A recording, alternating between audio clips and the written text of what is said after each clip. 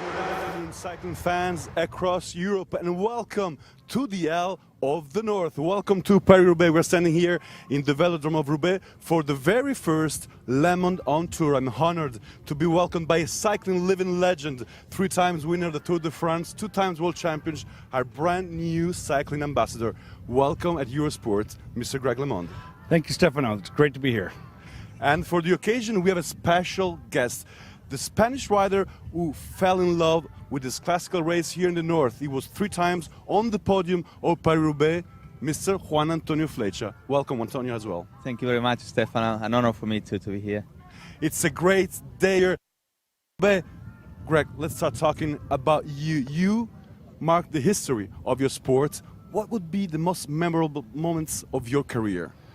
Well, there's a lot of good memorable moments. It's always the first race that puts you into kind of the big league. And for me, it was 1983 World Championships in Altenrhein, one of 2 World Championships. But that was my most memorable first race, big victory. Now you're back here in active cycling with your sport, with a brand new role. But tell us a bit how it's so special for you to be back on this race that you loved so much. Tell me about the history and your own Paris-Roubaix. Well, this race, when I was a young kid, it was the Tour de France Paris-Roubaix and the Classics, and it was one of the things that caught my imagination, just the photos alone. And my first race at Paris-Roubaix was 1981 with Bernhard Eisel, who hated Paris-Roubaix, but he won it. And I was fortunate to be there in the last, well, up to about 220, 230 Ks. I was cooked, basically done, and I came up to Bernhard Eisel and I said, what can I do? And he said, attack. He counterattacked and won the race, so that was very powerful moment, and it was always my desire to win this race. One race I wish I could have won. We see some of the pictures there of you, your times, you with together with Bernard at a time where rainy Paris-Roubaix we saw. He won it, but he never did it again. Once you do Paris-Roubaix, you want to do it every time. It's dynamic, it's fast, it's very technical, and it's very physical. You have to be in really great shape to win it, and they say it's luck. Sometimes you have to be lucky. You never see anybody lucky on the podium in Paris-Roubaix. Juan Antonio, we said that you are the most Flemish of all the Spaniard riders here in Roubaix. You finished 8 times in the top 10, 3 times on the podium. We collected the pictures of you, of those 3 podiums. Why Paris-Roubaix was so special for you, and tell us more about those pictures we're going to show about your top podium finishes. Well, Roubaix is such a special race. It's the only one in the whole year where you can experience, where you can push this effort out, and there's nothing can compare to that race during the whole season. So it's going back to the roots of cycling. It's pushing yourself to the limits on a cobblestone, something environment you never experience again. So this was your first podium here in 2005. You got 3rd. Yeah, Tom Boonen won that one. He won. Was his first visit in Roubaix. Here's my 2nd place, 2007. Here beat Besseman. O'Grady won the race solo. It was a special day because my mom and my sister were watching here at the Velodrome. And here's my 3rd podium Roubaix with Fabian. He won solo again, and I was trying to chase him back together with Hushovd, and give him a big applause because we got kind of any issues during the race. He didn't want to really help, giving some excuses, and I said, okay, congratulations, you're 2nd. Juan Antonio won on this Velodrome last year. He was 8th at the finish. Today he's with us. We're very proud. He's among the riders who knows the best the cobblestone section. Yesterday we took him back on the bike to get all the insights, all his secrets about what the French called the pavé.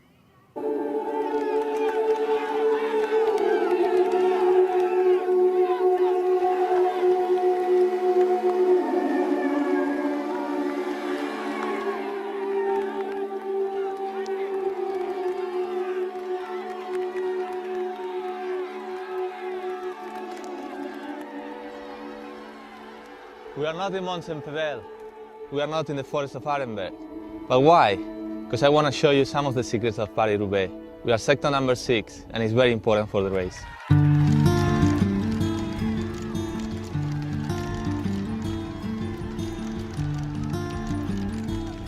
Here is where many times favorites used to attack. Cobbles are not that bad, but we can see some some nice corners like this one. We are going now to the right. Here is very bad corner where some riders, especially Fabian, used to go, because after that corner you can see how the cobbles are starting to get much worse. And again you got another corner to the right, so that means that after the corners you need to be in the front of your group, because it's a very tricky corner, very tricky. And now, as I said before, you have again wind from your left. So riders that go on the attack here, they immediately go this side of the road so they can drop the riders. I tell you, it's very hard to follow when somebody attacks. Especially Fabian likes to attack here. I don't know if today he's gonna do it again, but it's one of the pieces before you enter the real final of the race. It's one of the parts where the race can really be decided.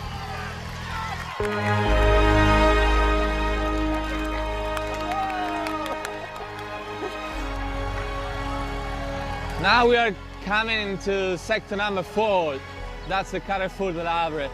Carrefour de l'Arbre is a very, very important sector in the race, because we are at the end, and here normally the place where you are is how you are going to finish. Carrefour de l'Arbre, I like to say, is one of my favorites. Very bad cobbles and tricky cornering, so you have to be very careful about, don't take any risk. If you come out of the Carrefour in a good position, you're going to have a good result, or even winning.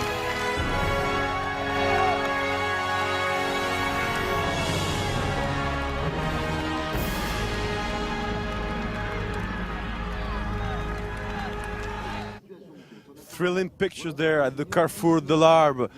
Greg, do you think this sector is still the most decisive one of Paris Roubaix?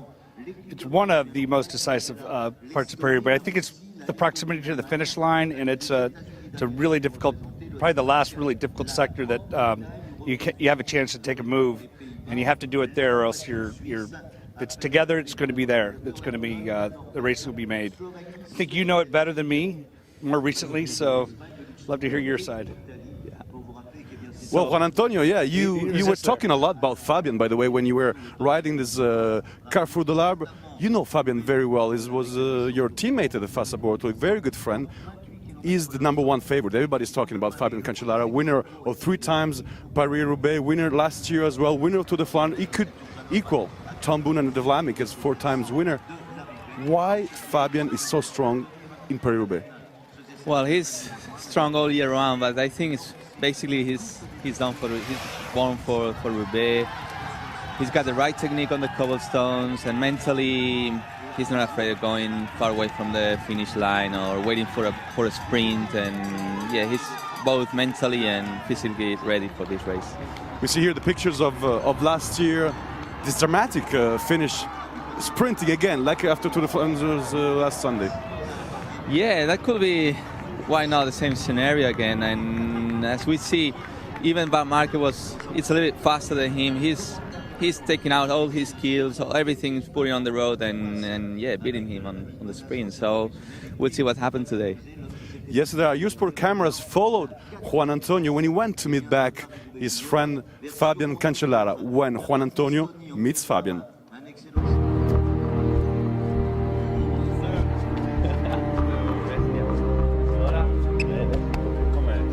Bella vita. Si vede, bella la vita quando smetti. Hawaii, Bali, mi segui, vedo.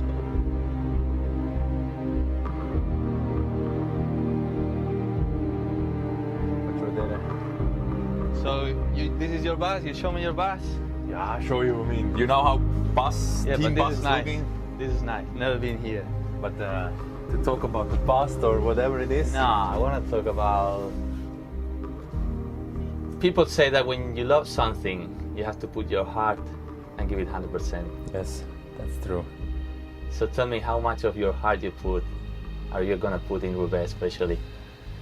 Yeah, of course I'm gonna put 100% again. I mean... Your heart? Yeah, everything. I mean, I will, on this day you forget everything probably around you, but on the other hand, everything what is already in the heart goes on and helps you to even go more for this race. In Fassa Bortolo first year, and then I came to Arenberg. I was already dropped out, and I stopped the race in the feed zone, and I was so bad. And then the year later we was together already. I get beaten in the sprint. Okay. I lost. You were fourth. Sorry. I lost the first. I remember. I lost the first opportunity to win. I remember Ballerini said to me, maybe it's better you lost, because now you know how to lose this race. Okay. And how bad it is, but how good you are. Will you change one of your Roubaix victories for a road title? No, no. Antonio, there's so much. No. I know that the World Championship stripes is meaning so much, but I mean, I want to touch these stripes. I want to win it by myself. But on the end, I think as an athlete, I want to do the maximum possible until it comes to the day, and then maybe join Antonio for a surfing. You're gonna make me the teacher for surfing. Thank you, Antonio. See you. Thank you. Thanks. Bye. Very emotional seconds there between Juan Antonio and Fabian. Greg, you declared you would be ready to trade a world champ title for a Paris-Roubaix. Fabian wants to hold on to his Paris-Roubaix title. That's very significant, I think. I'd like to negotiate that with Fabian, but he's right. I think if you're a cyclist that really has raced World Championships, Tour de France, Paris-Roubaix, it's an athletic achievement that goes beyond any other race, and it's part of the history of cycling, and it is a race that is magical. World Championships can be, there could be some years that are very difficult. It's more of a title. This isn't. If you're a cyclist, you know what this race means, and there's nothing like it except for maybe the Tour de France. This race it's never changed. It's always on the same type of course. It's got history, and I said there's a magic to it. Juan Antonio, they all announce a duel in between Tom Boonen and Fabian Cancellara. There's also former winner Johan van Summeren at the start, but there are so many outsiders. Who would be your own outsiders for today's race? Well, as you say, I mean, starting from two big favorites, I would like to add also Sep Vanmarcke. So three big favorites and the rest outsiders: Van Summeren, Terpstra, Stybar, and me personally, I would like to put Bradley Wiggins on it, because he's got great talent. I mean, he didn't show it, but he can ride really good on the cobblestone. So I'm very curious about what he's capable of doing today. And Bradley Wiggins is the Tour de France winner 20 years after Greg LeMond in '94, to be at the start of the L of the North. Greg, I think it's very significant. You love this race. It's important that Bradley gets back to those kind of races. Yeah, it's actually shocking to hear that that type of history of 20 years since a Tour de France winner has been in Paris-Roubaix and raced it. I'm glad that Bradley Wiggins is doing it. He does have the qualities of pursuer, world-class world champion pursuer. He's a great time trialist. He's got the physical attributes. I'm glad that he's doing it. I think everybody who is a professional cyclist has to experience Paris-Roubaix at least once in their life, and I'd love to see him do really well here, and it'd be maybe a trend for the future Tour de France riders. Thanks to Juan Antonio. Yesterday we were only TV channel to be welcomed on the Sky bus for a very intimate interview. All the goals, all the ambitions of Bradley Wiggins for today, Paris-Roubaix. I think aside from the Tour de France, it's the best bike race in the world, the biggest bike race. I think it's got the most history. There's such a special feeling about this. Just being out on the cobbles in the recon, you get a real sense of what this race is about. And it's one of the few races, if not the only race, as you can risk everything. If my career ended tomorrow on the roads of Roubaix, it's the kind of thing you could almost be happy with. So it's there's not many races like that, like the Grand Prix de Nantes, for instance. You wouldn't want to end up in hospital, So it's a beautiful race. Juan Antonio. Yeah, he already answered my question, because I was going to ask you about how much, if you already forgot about Tour de France, because I really think that if you want to do 100% Roubaix, you have to forget about the rest of the season. Yeah, I pretty much have. So, I think I've prepared well for this race. I have the legs to be there, but so much other stuff has to happen. You know, you have to have a bit of luck on your side. You have to be positioned all the time. You can't stop fighting the whole time. And you know, I think hopefully if everything goes well, you know, I can be there in the final, and it'll be an honour to be in the final. You know, forgetting Tom and Fabian and all those guys, just to be with those guys in the final 50k on TV, and that is something in itself, you know. And he'll be fine. He'll be fine. Thank you very much, Bradley. Thank you. Important words there by Bradley Wiggins. The race is already undergoing. The riders left from Compiègne at 10:15 this morning. Now there are 125 kilometers to go. 8 riders in front. They have approximately 6 minutes to go. Do you think, gentlemen, this breakaway can go all the way to the finish, Greg? No, I don't think. I think they'll get reeled in probably 50 Ks, 40, 50 Ks. It was a good try, but it doesn't work. I don't think it.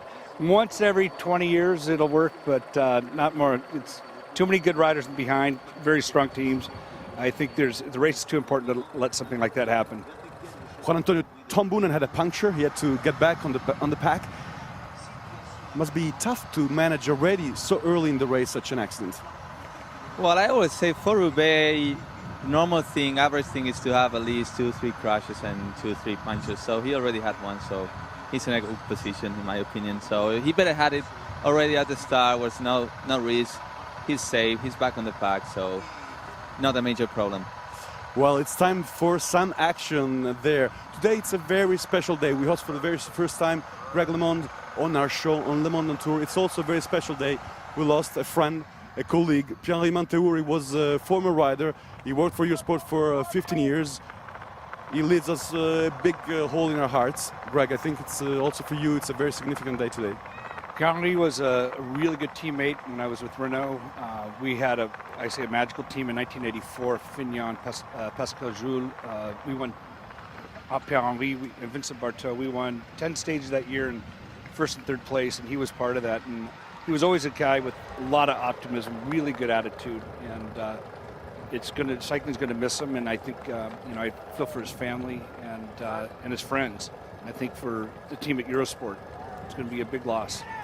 We would like to dedicate this Paris-Roubaix to him. He would have loved to be with us today to share the action, because the action is undergoing. So you'll be in very good hands with your own versions, commentators. We'll be back at the end of the race with Greg, with Juan Antonio, to bring you the reaction, the analysis, the insights of the L of the North. For the moment, that's all. Bye-bye. Enjoy Paris-Roubaix.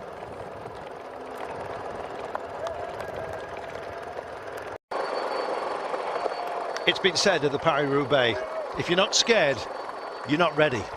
So, best be scared and best be ready for this, the Hell of the North. Campaign, our starting point, and then the sectors begin. Sectors, cobbles we're talking, and plenty of them. 28 sections of sheer hell along the way today. We are just, as we speak, approaching sector 20 on the countdown, as you can see, as if to lift off. Yes, and when the rocket ships are going at full pelt, it is of course the velodrome that beckons. You enter it on the opposite side to the finish line. You'll cross the line once and then you do a lap, and it's the race for glory. And there's nothing like the Paris-Roubaix. Well, they rolled out this morning very, very cold, 11 Celsius. Not many, though, going for the full warming gear, as you can see. It wasn't that long. The pace was extremely high before we got ourselves a breakaway. A couple of hit and hopers early on, and some of the bigger names just relaxing and taking things easy. Wise, perhaps? Is that wisdom? Well, who knows? Maybe just a little bit of madness as well. We've got some riders up the road. They have a gap of 6 minutes and 29, and things have eased just a little bit. It's the phony war at the moment. The real battle is about to begin. There are 5 sections here that are a real test, and 3 of them are categorized as 5. 5 stars, 5 warning markers, I think you might take it, and we are approaching one. Well, there's a couple in between. Next up, it is the Mange-Monchos or Équeon, and then it is Ouvelet to Valers, and then it's the Arenberg. The very word spoken to cyclists strikes fear into the hearts. it is 5-star section, and there will be a war breaking out before you know it, because being in a good place when you get to the Arenberg is absolutely vital. So now you join us at exactly the right moment as we head into sector 20, then it's 19, and 18, key to the door, is where you get the Arenberg. My name's Carlton Kirby. Alongside me is Matt Stevens. Matt, this is a big day. It's huge within the world of cycling, and we're about to find out why. We certainly are. It's, of course, the queen of the classics. It's the one that all riders, of course, want to win, but it certainly isn't for everybody. There's a unique sort of rider that can only win this race, and it takes strength, knowledge, and, of course, a dash of luck too. You have to know the pavé, you have to know how to ride it, and there's not many riders who can do this sort of race and do any other sort of race. Increasingly over the last few years, it's a race for the specialists as they hit another section of pavé now. Yes, these are the leaders. They took a nasty turn into this section, as you can see. They are one full sector behind, so they are on. They're going from Cancellara to Famars as we speak. This is one of the most broken sectors. As you can see, there's not been much rain, and so dust is the issue today. Well, it would be if there wasn't a very, very stiff breeze, which is kind of hampering them as we speak. It is a crosswind, and so it's carrying the dust. You can see the clouds of it over to the left-hand side of your screen. So they're keeping them reasonably fresh today. You can see there are some bumps and scratches already, and plenty of riders have already tasted punctures along the way. Arnaud Demare, one of the quick men from Francis Deger, has just been relayed back in to the pack. Out front, we have our brave breakaway riders, and they went off after about half an hour of skirmishing. Bradley Wiggins, incidentally, and Sagan were at the back, just resting, watching up, seeing how things were panning out. The trouble is, right now, there is no respite, and this is where the battle to be in the right place for the Arenberg begins. You saw them squeezing into the road, just trying to find an exit from that funnel, that switchback, a few moments ago as they headed on this run to Famars, sector 21.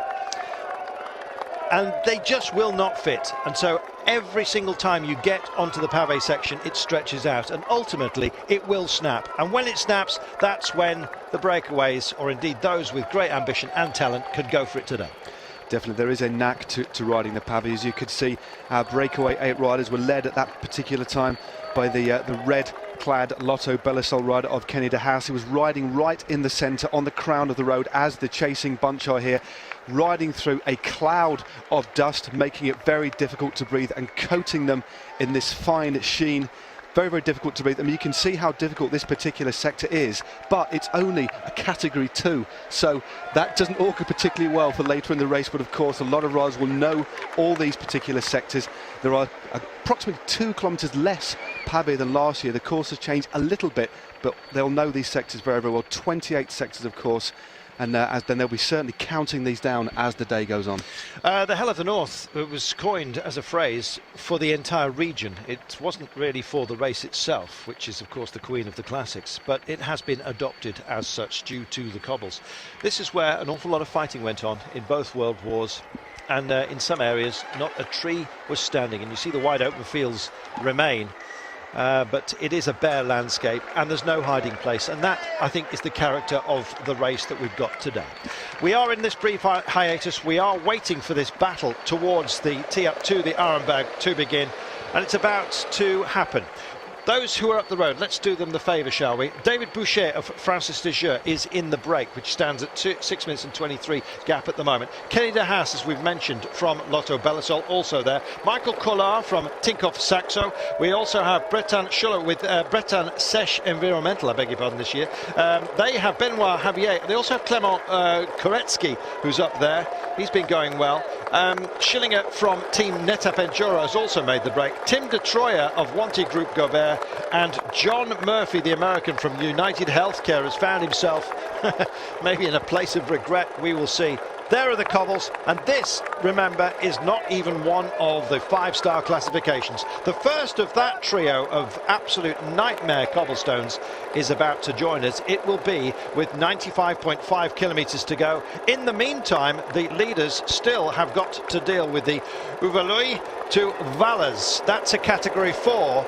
And so no wonder they're taking some drink. Clear the dust out of their throats and breathe deeply. We'll take a breath. We'll be back in a moment. Welcome back. You join us as the main peloton still very much together, but for how much longer, goodness only knows. There you go. It just shows you how you can get spat into a place you just do not want to be.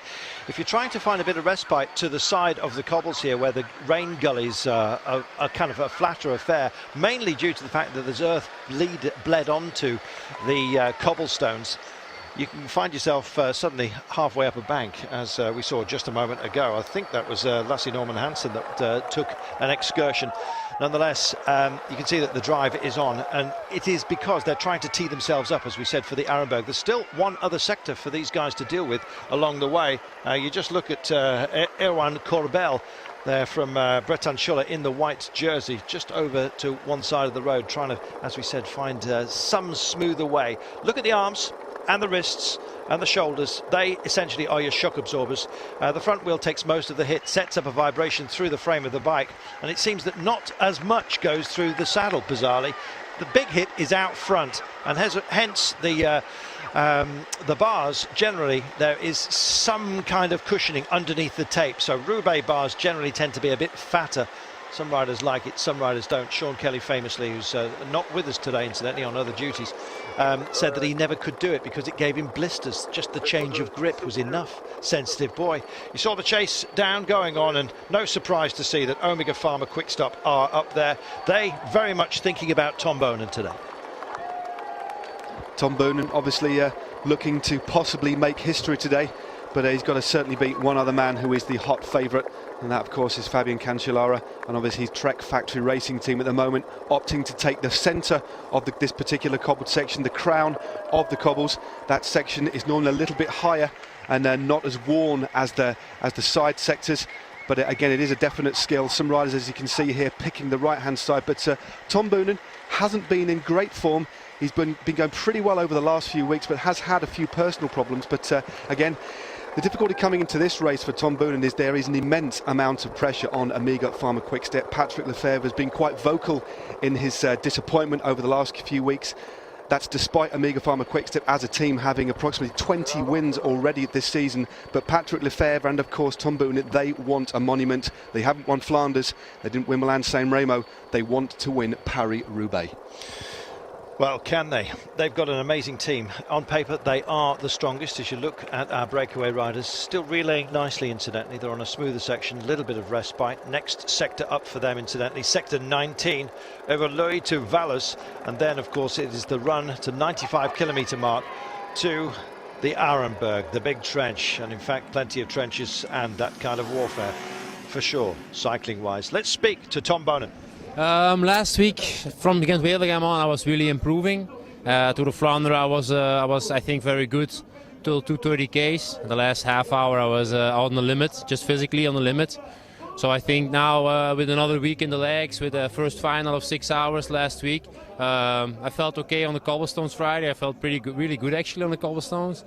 So I hope now that I will make it until the finish line, and it's all a little bit on the limit. I don't really have anything to really look at and say, okay, I'm ready for this race. But I did the maximum possible, so it's up to it's not up to me anymore. It's just take the start and do my best.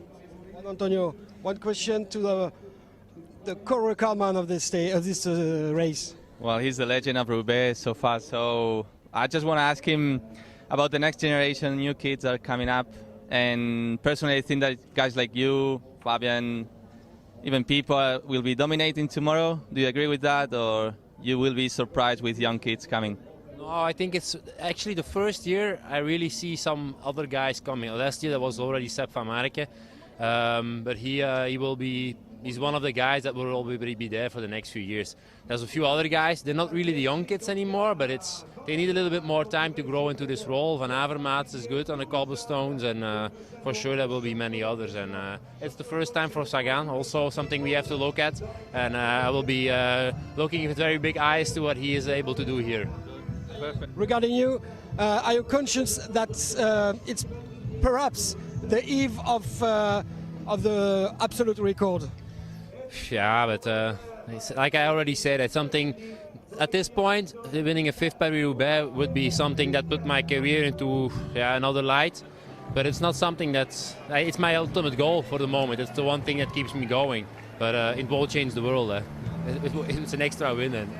But it's one extra win that really counts. Thank you very much. It really does count, and if you've got 5 fingers on one hand, that's exactly how many wins Tom Boonen will have achieved should he be victorious today. He's level on victories with Roger de Vlaminck.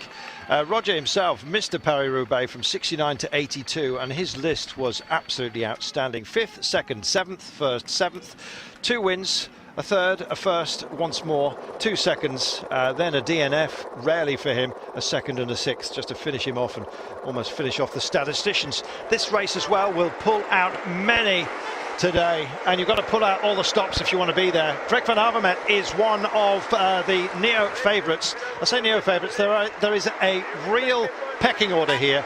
Right at the top is Fabian Cancellara, let there be no doubt about that. And then there's this second drawer, if you like, with Sep Vanmarcke, who's been beaten yet again just recently in Flanders by Fabian Cancellara, the very man. He came into the velodrome last year with what a heartbreak that was for Sep Vanmarcke. His disappointment, he couldn't even look at Cancellara when they stood on the podium in Flanders, where he finished 3rd, don't forget, this time by just last week. Amazing. Can he do it this time? Will it be Tom Boonen for the record? Sep Vanmarcke is riding extremely strongly. We saw last week that Sep Vanmarcke was the only rider that was able to follow the acceleration of Fabian Cancellara on the Old Quermont, of course, where he distanced his rivals. Obviously, we already had this rider here, Greg Van Avermaet, who was 2nd in Flanders, 4th last year, of course, in Paris Roubaix, been paced back on by his teammate Manuel Quinziato. But Sep Vanmarcke, one of the hot favourites for this race, and arguably on his day is one of the only riders who can actually stay with the ferocious accelerations of Fabian Cancellara. Definitely the big tip.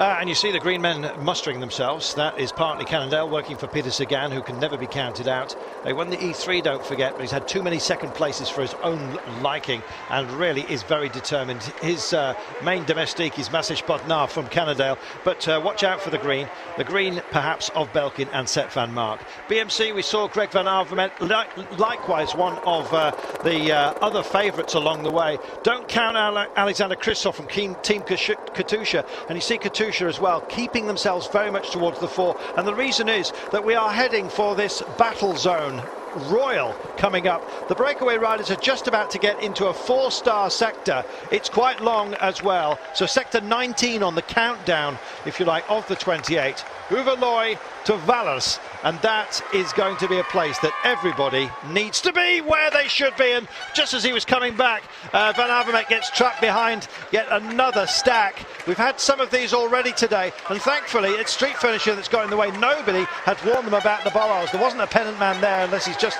leapt out of the way. This is the nightmare that you can get, and this is in a crucial time. It certainly is. There's a very, very difficult section of pavé coming up, but riders, as we've seen so many times over the last 3 weeks in these cobble classics, do take to the footpath on numerous occasions. But underneath this particular bridge, there is this awful bit of fencing there that seemingly the riders have collided into. Bit of a pinch point as well. Always these hazards and dangers along the route. Niki Sorensen was the last man to pick himself up. Marco Kump, I think, is there to help out, but this is the sort of thing. You need luck to do well here, and we're looking at Alexander Kristoff, who were just talking moments ago about Team Katusha, and just what a star turn he is already, and potentially is for this race. Troubles though, you've got to avoid them. Definitely was there with Dominic Clem of I Am Cycling for Company. Hopefully he's a rider of a lot of experience, and again we can see here, look at that little pinch point there, riders taking to the footpath. They're at 6s and 7s. There's so much stress going on in the bunch. They know the sectors. I've seen Tom Boonen's bike. He knows this race like the back of his hand, but he's got the sectors and the kilometrage on his stem on a piece of tape. He needs to know where they are. But there's such a panic to move up. Obviously, Trek Factory Racing sets in a really high pace at the front. But all there's going to be in the ears of these riders on their radios is get to the front, get to the front. There's an immense amount of pressure and stress. And of course, they've got to keep focused too. Very, very difficult indeed. Here's the result. Luckily, it's quite a mix of teams as they were wrestling for positions. When we had the fall, it was on one side of the road, and as a result there are many of their teammates up the road and not bound to attack at the moment, so it's a good mix, and lucky for them it is. It certainly is. There might be a bit of waiting. Again, if Trek or if PHARMA-QUICK have lost any guys, they might actually back off a little bit to let some riders come back in. As you can see there is, I wouldn't call it exactly a truce, but there is a slightly, the pace has dropped off slightly so that a lot of the team leaders can get back. One of the key riders, of course, caught up whilst chasing to get back on was Greg Van Avermaet. He didn't look like he was injured at all, looked like he got more tangled up than anything else, as we see one of the various street parties along the route today, because this is as well as an event, it's a festival as well. People come out in their droves to savour this particular event. It's steeped in culture, this event. It's absolutely amazing. It certainly is. The big models, by the way, they are the friendly giants, which exist basically to help you chastise your children. Do you want the friendly giants who are not going to be terribly friendly if you don't behave yourself? Yes, they are the protectors, if you like, and you often see them walking around here. It is a wooden frame with canvas and then painted up. There we are. 104.3 kilometres to go, just part of the atmos that is here. In 200 metres, they're going to be on the penultimate pavé before the Arenberg. Plenty more still to come. So this is 19 as we count down that they are approaching. Sector 19. It's category 4, so not the absolute highest, but at 2.5 kilometres in length, it's approaching one of the longest. Definitely, it's one of the longest on the race, and as you can see, there's a desperate chase here from looks like Francais Leger. It looks like Arnaud Demare, their team leader, has possibly been caught in that crash, but several, well, 20 or 30 riders on the back. There's at number 87 here from a GARMIN taking service. Well, David Miller, of course, riding in his last season. And if you just look very, very closely, unless he's got overshoes on, he'll have a pair of special physics shoes, which are going to be auctioned off at the end of the year, denoting every single race that he races in. Be interesting to see what design is on those shoes. But David Miller, of course, a very, very experienced campaigner, and they came to the Classics very late, of course. We just saw Bozic doing a great job of getting himself into a very safe position after most of his teammates were cast asunder by that incident. So Bozic is looking very good.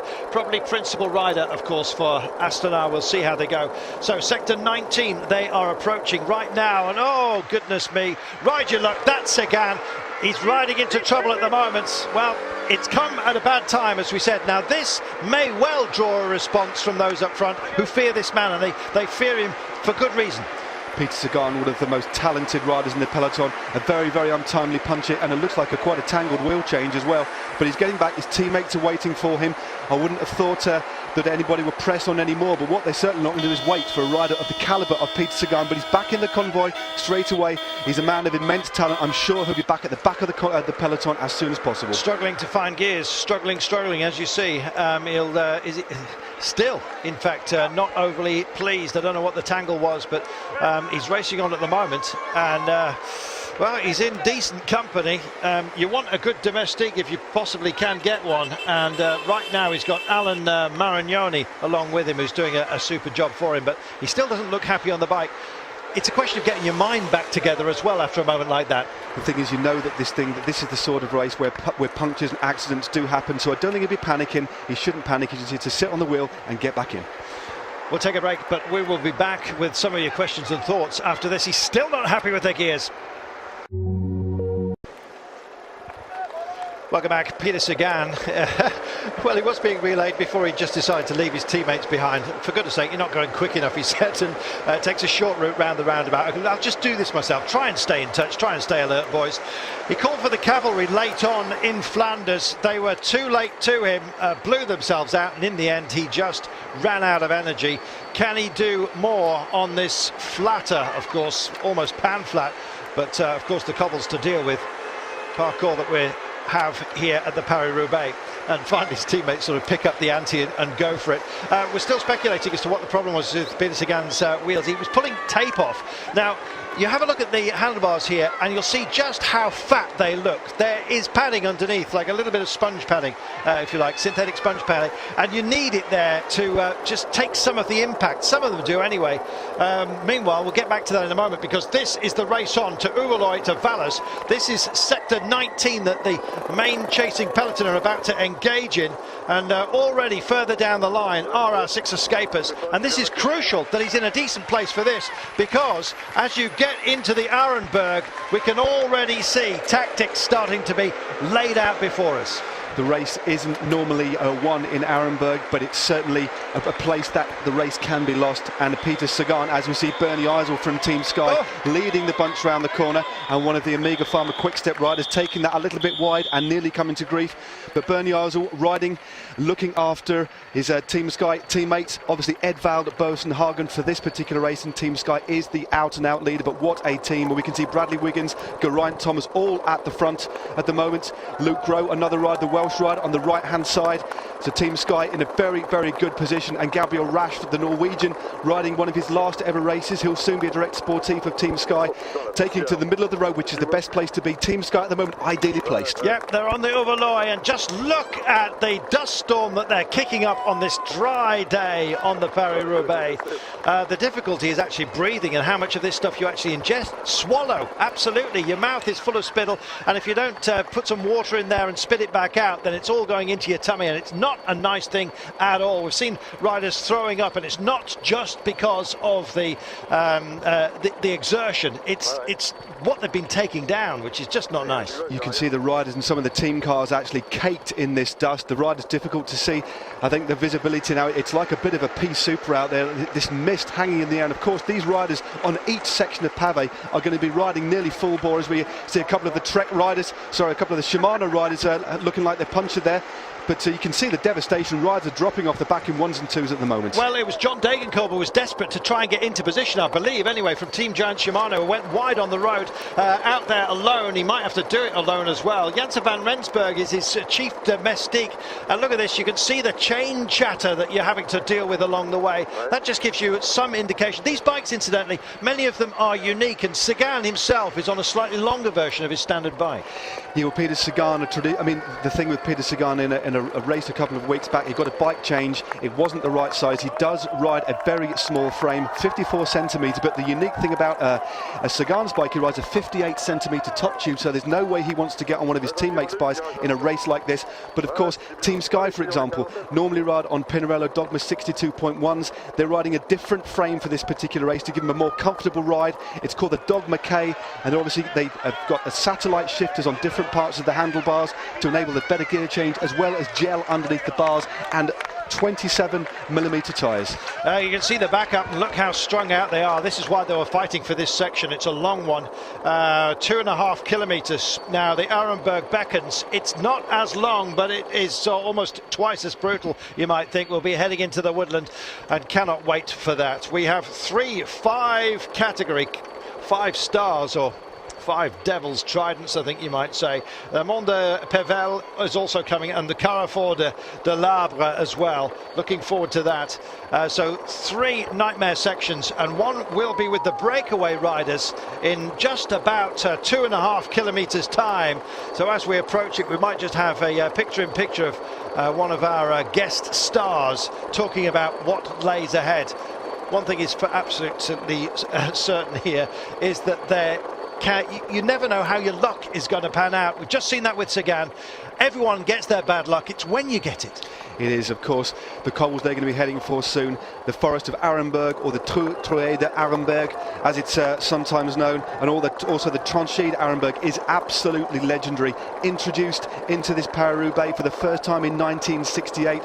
John Sablinski, the former world road race champion and multiple French road race champion, was set on an exploration to find some of the worst pavés in northern France, and that's what he found. But the ironic thing is, when he was 19 years of age, he was a young miner in the mines directly underneath the Forest of Arenberg, and in 1968 rode it, the only rider to actually go underneath it and on top of it. Absolutely legendary stuff. It's going to hit these riders very, very soon. 97.4 kilometres to go. Over 5 minutes remains the gap. The average speed has, of course, tumbled.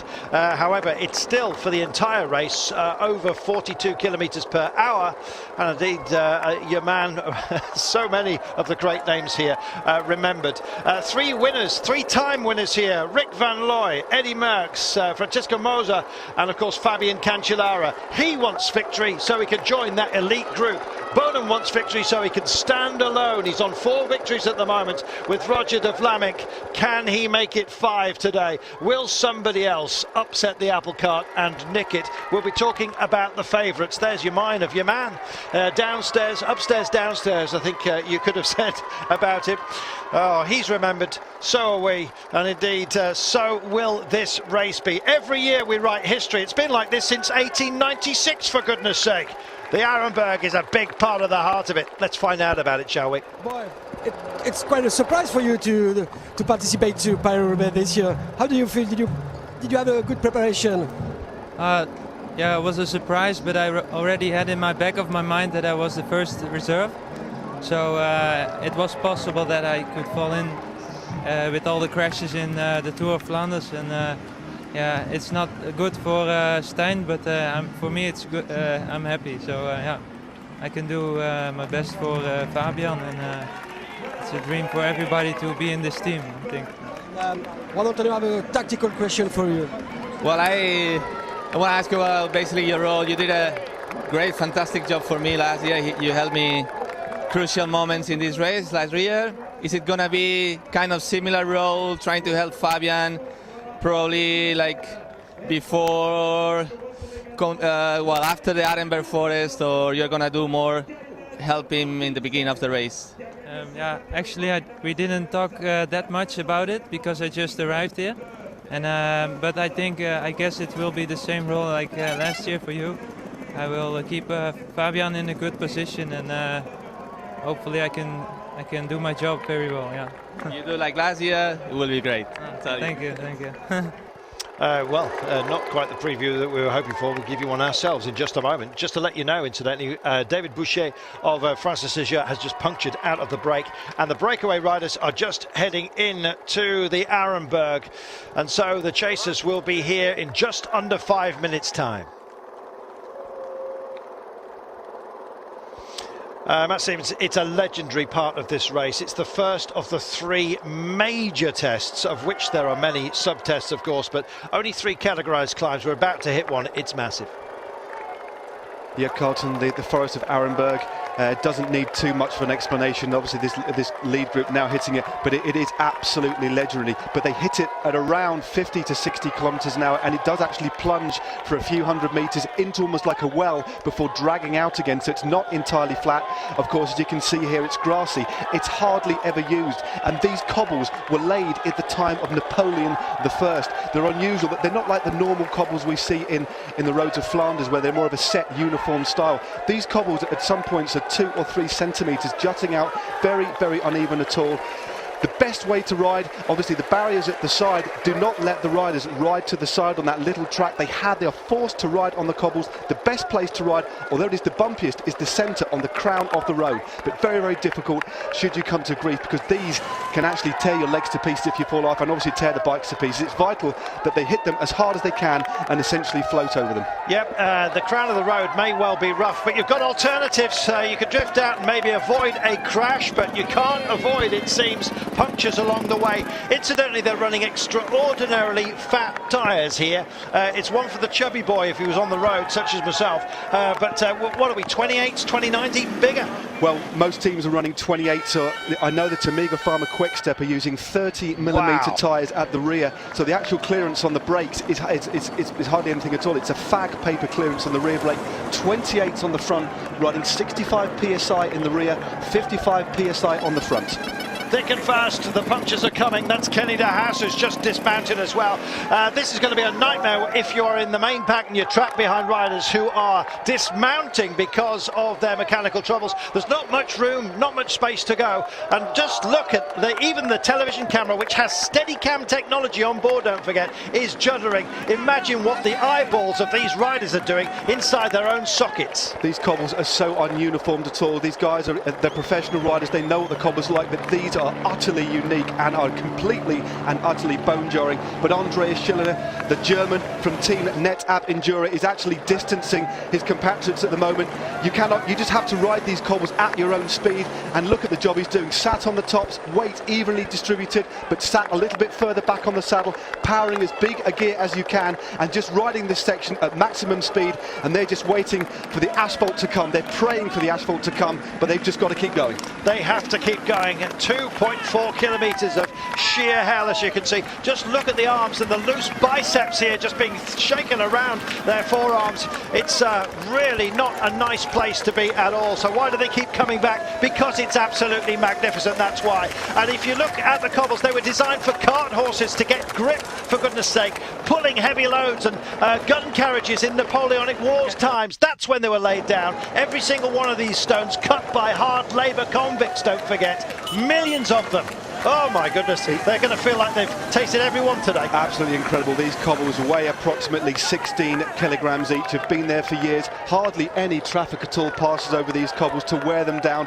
There's no smoothing of these cobbles. They're jagged, they're angular, they're sticking out, they're proud, and every single bone in these riders' bodies is going to be pounded and jarred to the max. Well, Sean Kelly said after doing Paris Roubaix, it takes you about a week to go to the loo in comfort. Such is the battering that you've had on the old undercarriage. And he said it's even worse with the elbows, the wrists and the hands. You better make yourself as comfortable as possible at home, because you need to do some for these guys out here who are in the biggest amount of discomfort on a bicycle.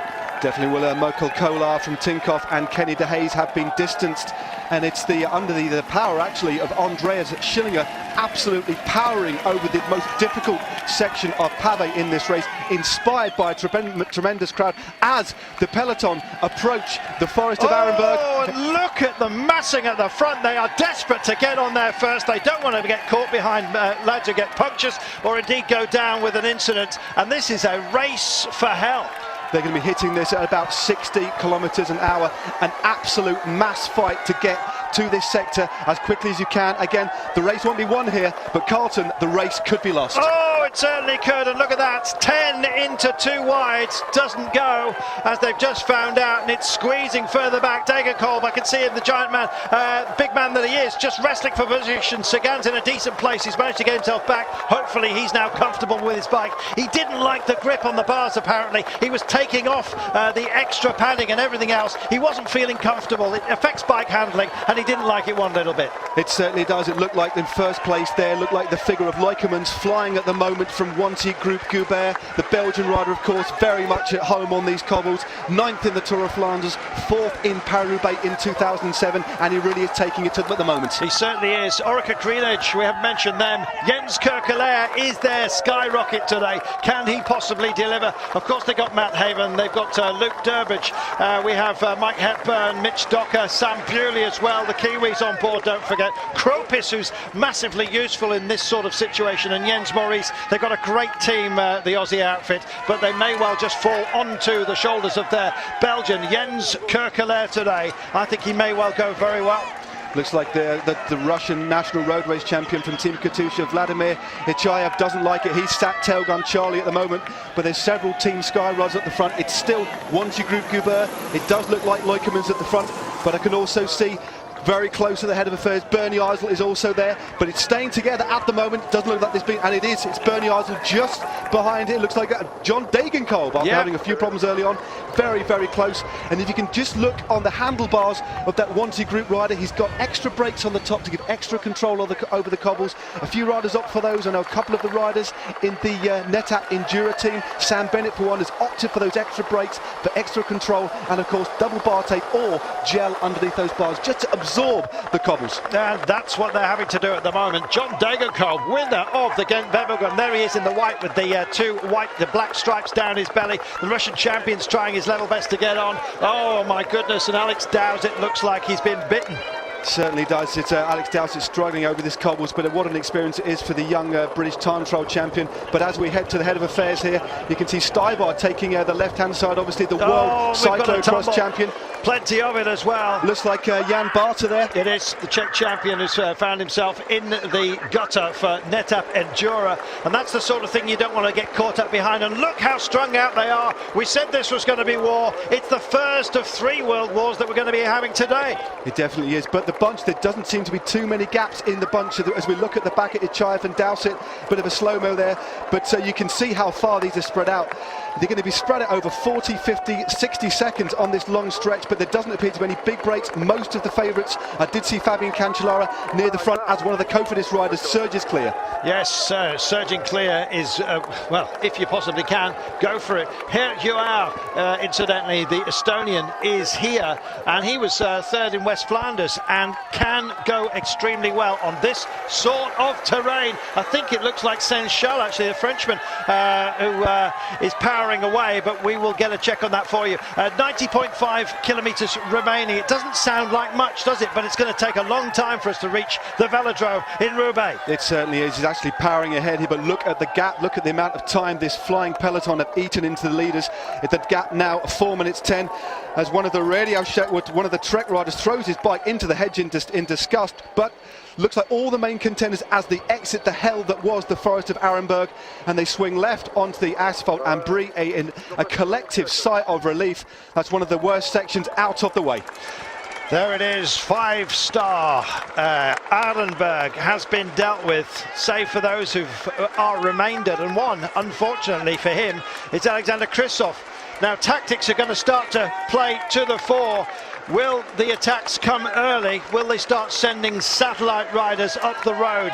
Who is going to do the damage? Which teams are going to be brave? Who's got the manpower left? And who's got the will to take this on with still just shy of 90 kilometres to go? Yeah, that's not the place that Alexander Kristoff wants to be. Absolutely flying in Flanders and took an absolute stupendous win in Milan-San Remo. Most of the main group are now on the main road, but Kristoff is fighting for places, trying to move up the best he can. This is going to take a lot out of him, and of course he was one of the favourites for this race, but there's still a chance he could get back in. There might be a bit of a general easing for the main protagonists to look at each other and see who's there. Yeah, exactly. Who's there? Are we all together? Who've we lost? That was the mood out there. Tom Leeser from Belkin is part of a drivetrain that's hopefully going to deliver for Sep Vanmarcke what he is looking for. That is, firstly, perhaps to beat Fabian Cancellara at long last, and maybe just deliver when we get to the velodrome. He is one of the out-and-out favourites, Sep Vanmarcke. He's absolutely on the best of form. Last year, he was 150 to 1 after his performance then, and indeed so far this season he is amongst the very top draw. We'll take a break. We said this might be about tactics, and so it is proving. There have been a number of hopefuls who've decided to go off the nose of the main pack, and some pretty handy riders have gone up to join them and kind of stare them down, if you like. And I think they all realise that it's very difficult to get a breakaway. Ilio Kaiser was sent. We said he'd be a bit of a torpedo today on a lot of hope, and so it will prove to be. Incidentally, next up is Sector 17 on our countdown, and it's a little bit of respite. Valles to Helsemons, and then Sector 16, which is the Horneng to Vandigné.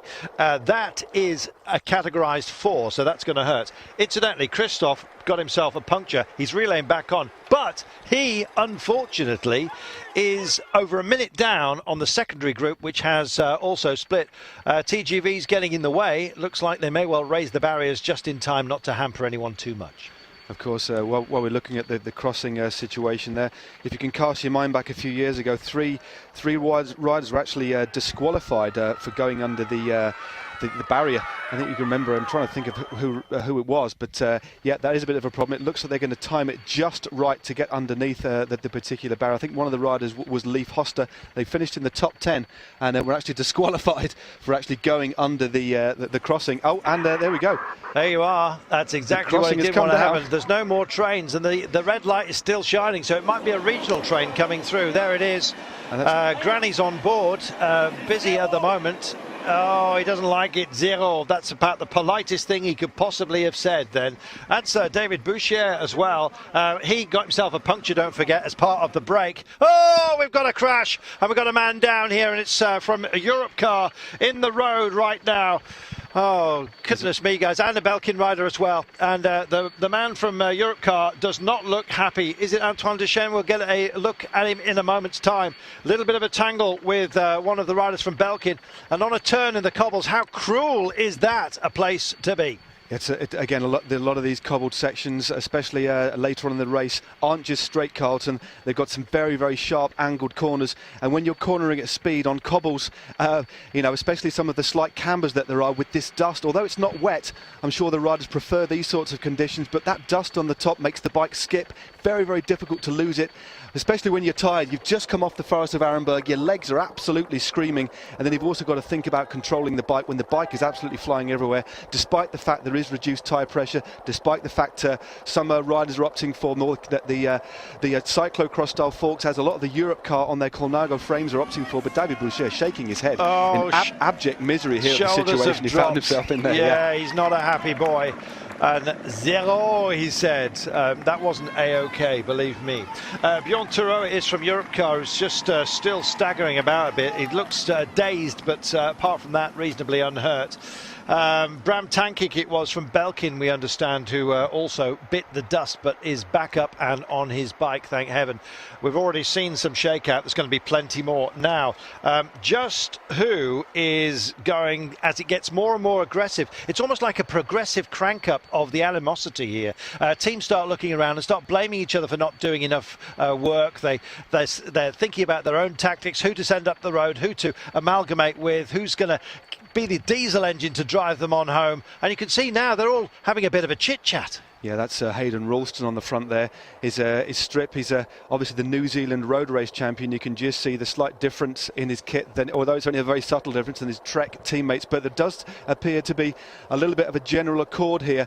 But as Tom Boonen famously said, a lot of the winning moves in Paris Roubaix previously have gone on the asphalt sections of the road in between the horrendous pavé sections. And as you can see, some of the groups just chasing on, exploiting that there is a little bit of a general backing off of the tempo in the main group, and that's going to allow some of these riders, including Christophe, to get back on again. But Christophe did lose a minute, and that unfortunately time puncture. But that just shows this is a race about physical ability, it's about knowledge, but it's about luck. And unfortunately for Christophe there, he's going to have wasted a lot of energy getting back into the bunch. But general backing off here, allowing riders to take some gels. I saw Matteo Trentin, the Italian, riding on the Amiga Pharma-QUICK stick team there, taking a bit of a glance around, taking a bit of a breather. But as we're talking about the trains, it was actually the 104th Paris-Roubaix about eight years ago, where Leif Host, Vladimir Gusev and Peter van Petegem were disqualified for going under the level crossing. They actually got all finished inside the top 10, but were later disqualified. So that's why you don't go underneath the level crossings if they're down, because you do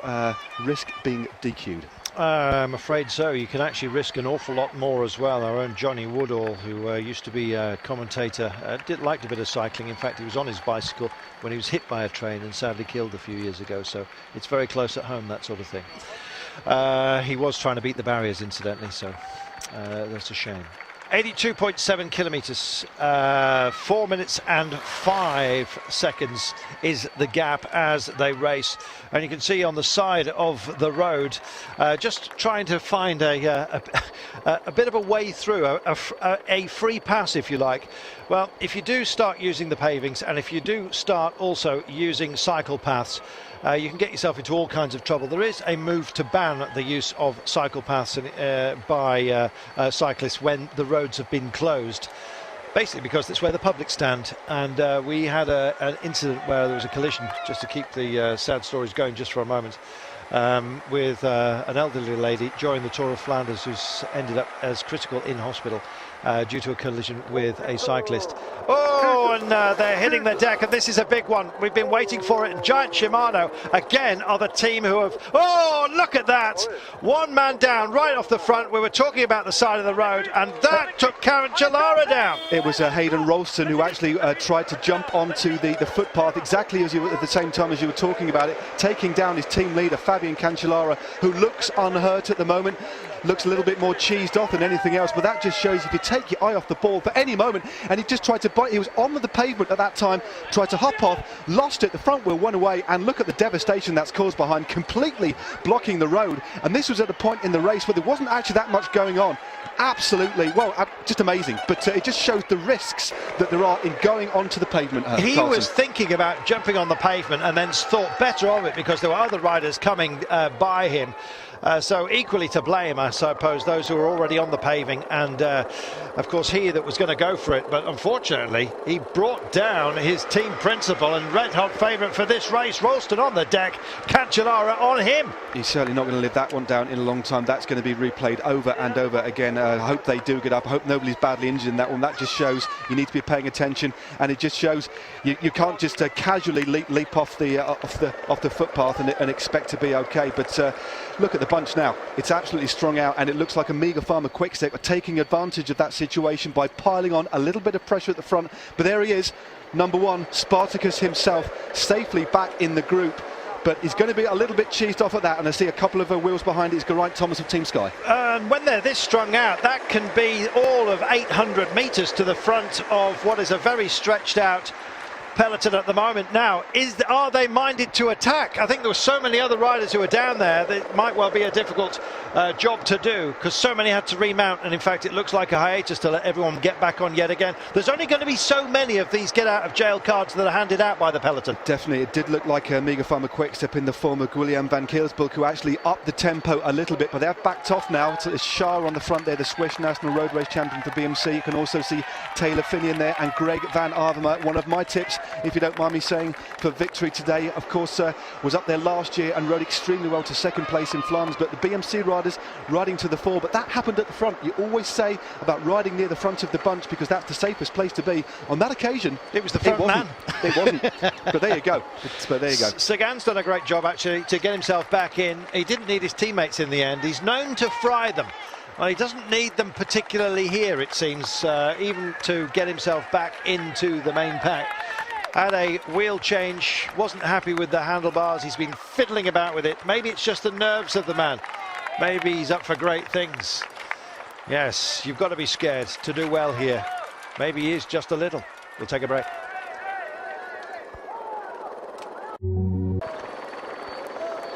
Here we go. Plenty more of this. This one of the better laid, incidentally, which does have pavé sections, I should say, which does have a horning. It has its own society which look after it. So of them all, it's the flatter, or amongst the flattest. You can see though, if you take a short line, a shortcut through the corners, you can find yourself in the middle of a pothole, and it is not pleasant at all. It certainly isn't. There are a couple of kinks on this particular section. It's quite a long section, 3.7 kilometres, category 4, but it's certainly some of the guys at the back now are really in a little bit of distress. This race is a war of attrition. Obviously there are manoeuvres off the front, but it's generally a wearing down process. It's a race you have to be very, very patient in, because the road, these cobbles will do the damage. It's a very, very long race, of course, 257 kilometres, 51.1 kilometres of pavé. Just be patient, because the cobbles will just gradually wear things down. But of course, it hurts even more when you've got a team with the might of Omega Pharma-QUICK up front, and it did look like the rangy figure of Guillaume van Keelsbulk, the Belgian, the junior Paris Roubaix champion in 2009, and absolutely piling on the pressure, looking after his team leader. And as we go to the back there, it looks like Peter Sagan in a little bit of trouble here, Carlson. Well, it is, and I thought he was much higher up than that, but he does look like he is in a bit of bother. He's not been happy with his bike at all so far today. 3 minutes and 48 is the gap, with 78.6 to go. And there we are. We are getting this string out that we were talking about. They weren't minded to attack when Cancellara went down, because so many others were taken. I think if he had been alone, things might have changed. It's different now. The pace is very high. And it's that man Tom Boonen absolutely piling on the pressure on the front. If you take a little bit of a look, a lot of the Omega Pharma-QUICK riders look very, very similar, but Tom Boonen absolutely piling on the pressure at the front. And Greg van Avermaet was in about 4th place, looking very, very strong too, gritting his teeth to try and stay on the wheel, taking the right-hand line, which is smoother, but it's also very, very risky to take that line. It can draw you in to the rough stuff on the right-hand side and take you off into the ditch, so you have to be absolutely on it, physically as well as mentally, and pilot your bike, because sometimes you don't pilot the bike, the pavé does it for you. Very much so. Now, we have 78.1 kilometres to go. We've got 4 men left in the break, incidentally, due to punctures and indeed trains, as you saw. a few moments ago, getting in the way. Poor old Boucher from Francis Turgot was not a happy man. This is a great effort here, and it's the first of our real major pushes by a major team that hold the favourites today. Omega Pharma Quick-Step have got talent in abundance. Let's just tell you who they are, shall we? Tom Boonen, of course, already on 4 wins, looking for 5. Oh, goodness me, and look at the way it's fracturing here on this. It's absolutely amazing. Kaiser, Mace, Stybar, Terpstra, Trentin, Van Kiersbalk and Van den Berg. What an outfit. Quite surprised to see Tom Boonen driving so hard on the front. He glanced over his shoulder for a little bit of help from the Francais, the De Jure rider, but he shook his head. So it's Greg Van Avermaet who takes it up the front with Matt Heyman on his wheel, the big rangy Australian rider, powering along in a big gear. But look at Van Avermaet turning a little bit of a lower gear and has also opted for the little brakes on the top, so you can help it. I think he's just opted for one brake just to dab on the back to give you some more control, especially when cornering on the tops, so you don't have to change your rhythm at all. Well, we said this was where the tactics would come to the fore, and it seems that Omega Pharma Quick-Step first to roll, but BMC have power in abundance. Not only Greg Van Avermaet got himself a podium in Flanders, don't forget, but they've got Marcus Burghardt here as well. Thor Hushovd, naturally enough, great big powerhouse, probably not going to be his year, unfortunately, this one. Thor just a little bit longer in the tooth these days, but the Norwegian can always provide great support, and I think Taylor Phinney is going to be a great call today. Twice an under-23 champion, don't forget, at this event, the under-23 version of it. Has been here twice before, so he knows what to expect. 15th and 23rd, his last 2 finishing positions. So, our BMC softening is up for a long one from Taylor. It's already splitting up tremendously. This is a very, very long section of pavé. As we said before, it's 3.7 kilometers long and has a series of turns in it. But look at the devastation is being caused. And it's Greg Van Avermaet who's causing it at the moment. Thor Hushovd isn't very far away. I've seen Taylor Phinney in the mix, so BMC up there in numbers. Can't see too many Team Sky at the moment. I know Geraint Thomas was brought down in that fall, but definitely Niki Terpstra is there for Omega Pharma Quick-Step. A couple of Belkin riders in the green and the black with the white stripe. I would imagine you've got Sep Vanmarcke there, but they're up there in numbers 2 quite highly, as you can just see him going. One Sky rider there. Lars Bohm is very much to the fore as well. Damaged his elbow in Paris-Nice. A great right-hand man for Sep Vanmarcke. If, oh goodness me, you can get tagged at any time here, can't you? You can. There has been a bit of a regrouping. I see one of the NetApp riders there. It looked like one of the Omega Pharma Quick-Step riders. As we took that right-hander, it did look like Tom Boonen had a bit of a trouble. Will he's unshipped his chain? I'm not too sure. Pippo Pozzato it was, with a puncture in the turn. So just getting probably a pinch puncher as well. If you see at the turn, it's kind of not tarmac, and you're tempted to go and cut the corner. And if you do, you get into the sharp stuff, and it's easily done. Well, we've had just about everything today, and the road of travails continues. Big push here going on from the big man who we were mentioning just a few moments ago. Norwegian flag resplendent over the back of Thor Hushovd, and he's got those champions rainbows upon his sleeves as well. A great engine room to have, and what a softener as well. He's like a meat pummeler out there, doing a proper job of tenderizing the entire field so that Taylor Phinney can feast on them later. Definitely. Well, for such a small country, Norway, it certainly has turned out 3 of the finest classics riders. Of course, Edvald Boasson-Hagen in the field, Alexander Kristoff taking out Milan San Remo, but an interesting move by Thor Hushovd. Bit of a foil, of course, for possibly for Taylor Phinney, who rode exceptionally well in the Tour of Flanders last week, up there all day. Then it was Greg Van Avermaet who rode tactically very, very well last week. Arguably hasn't got the biggest engine, but rides very much with his head. So BMC employing some very interesting tactics at the moment. Good to see Thor up the road. Yeah, very much so. 2 minutes and 52 is the gap. 75.5 kilometres to go. So let's say where we're coming into next. In fact, it's only in 500 metres time. Start the cobblestones for the Verlang to Briand.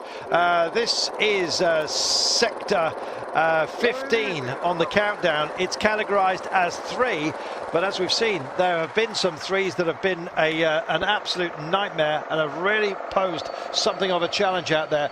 Benoit Harrier has, as part of the break originally, just dropping dropping back. They had 2 men ups there, including Clement Koretsky. I think their main man for, that was Bernhard Schiller, I beg your pardon, AG2R, that was Damien Gaudin. Now he is a big powerhouse, and in fact a well worth a side bet, and maybe he's just going for it early. Certainly this is a very interesting move. Two of the big teams have missed it. There's Belkins here in the shape of Lars Boone. There's also Agi Dezar, Steve Chanel is also there, and Thor Hushovd. But the main team to have mixed it is Amiga, PHARMA-QUICK, and Team Sky, and of course Cannondale. But BMC have got it, and it's Cannondale sensed the danger, followed by Lotto. Well, they're winding them in, they're neutralising it at the moment. Lots of teams sending torpedoes up the road, no destruction just for the time being. That has stuck, I should say. Time to regroup and just hope for the level best. We'll take a break. Welcome back. We have a battle back by the Sagan group to try and just re-amalgamate with the main pushers. Michael Schart a few moments ago just went on the attack. There he is, the Swiss champion, front of the bunch at the moment. Incidentally, the Thor Hushovd push failed, but there'll be plenty more. This is where the rolling attacks come. Now, Edvald Bosenhagen is not that far away, as you can see, so he's just marking them out. Sooner or later, one of these breaks is going to stick. Now, Damien Gaudin, who was 5th last year, is sort of one of the big unforgottens, really. The Frenchman from AG2R Le Mondial in the brown and white is up there towards the front, and he looks absolutely prepped, and ready to go. Well, this is obviously not only one of the biggest races in here, it's obviously the biggest, alongside the Tour de France, is the biggest race in France, of course. So the French team specifically, this is arguably the biggest race of the year for them. So they'll be absolutely super motivated as Thor Hushovd counters the attack from the Iron Rider. Again, absolutely at home on the cobbles. Thor Hushovd, look at him powering on the crown of the road, not opting for the right-hand side where it can be slightly smoother, but riding like an absolute king of the cobbles in the centre, powering along on the tops, and has opened up a nice little gap. The Sagan group, as you can see, has got some ground to make up at the moment. Head of the course, though, are our breakaway riders. However, the nose of the peloton is just starting to disintegrate at the moment, courtesy of the punches that have been handed out by the mighty Thor Hushovd. Damien Gaudin constantly seems to be sticking with him at the moment. I don't think Gaudin is going to be a trial card for AG2R. All right, Sebastian Turgot is their principal rider, but I think Damien Gaudin is actually playing it for real up front at the moment, albeit very early with 72.1 to go. If we do have rolling attacks, it does pay to be up the road, because you can take a little bit of respite and then join a counter group and go again. Cancellara last year had to attack or neutralise attacks against him on several occasions, and it was remarkable he went on to win it. Well, fortune certainly does favour the brave, and in this race, if you can attack and get up the road, if you're not one of the main favourites, but again, people will be concerned about Damien Gaudin. Of course, he was 5th in Paris Roubaix last year, a very talented bike rider. This will be one of his main focuses for the year.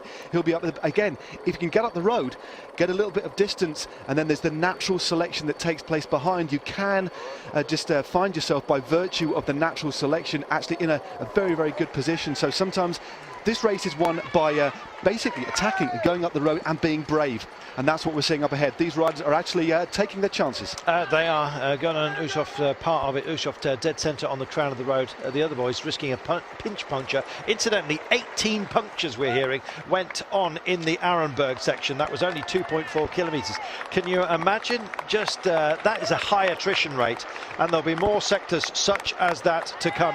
The next major, and by that I mean 5-star test, is the Mont de Pévelet, and that comes with 49 kilometres to go. It'll be with us before you know it, so that will be in what 22 kilometres time. The pace that we're going today is extraordinarily high. We have an intermediate sector, and it's a tough one, a 4-classer. Indeed, dear. The breakaway, which now has a gap of 1 minute 50 with 71 kilometres to go, have just entered the 14th sector. Tilloy to Sarre-et-Rosières, which is a category 4 and is 2.4 kilometres long. But the peloton, which is getting very, very strong and fragmented now, will soon be entering that sector 2, only 1 minute 49 behind. Just 5 minutes ago, but only just screening at the moment with us, was that Bradley Wiggins appeared to be in trouble as the peloton split into small bunches. They are regrouping as we speak. but he was amongst those who was dropped. I can only assume it was also a puncture, because Bradley himself says he's absolutely up for this. Definitely. I know Bradley is a historian of the sport, as well as being an absolutely legendary rider. He appreciates the history and the culture of the sport and would love to add this race to his palmares. He was absolutely pleased as punch when he first finished the race, of course. But again, this is a race, it's quite a historic moment, because Bradley Wiggins is the first Grand Tour winner to ride the Paris Roubaix. Oh, look at that, somebody hit that central. I can't believe that AG2R had actually stayed upright. He collected that with his left hand shoulder and somehow stayed upright, absolutely in the lap of the gods. I can't believe what I just saw. But back talking about Bradley Wiggins, again, he is the first rider since Greg LeMond, of course, a new guy for Eurosport, to ride Paris Roubaix, and that's since 1992, because this is a race for the specialists. Sector 14 doth beckon, and it's Tilloy du Sars et Rosière, and it has its own peculiar nature, as they all do. 70.1 kilometres, 1:45 is the gap. What are they dealing with on this one? Sector 14 on the countdown. Well, this was first used in 1980, but it's quite a long sector.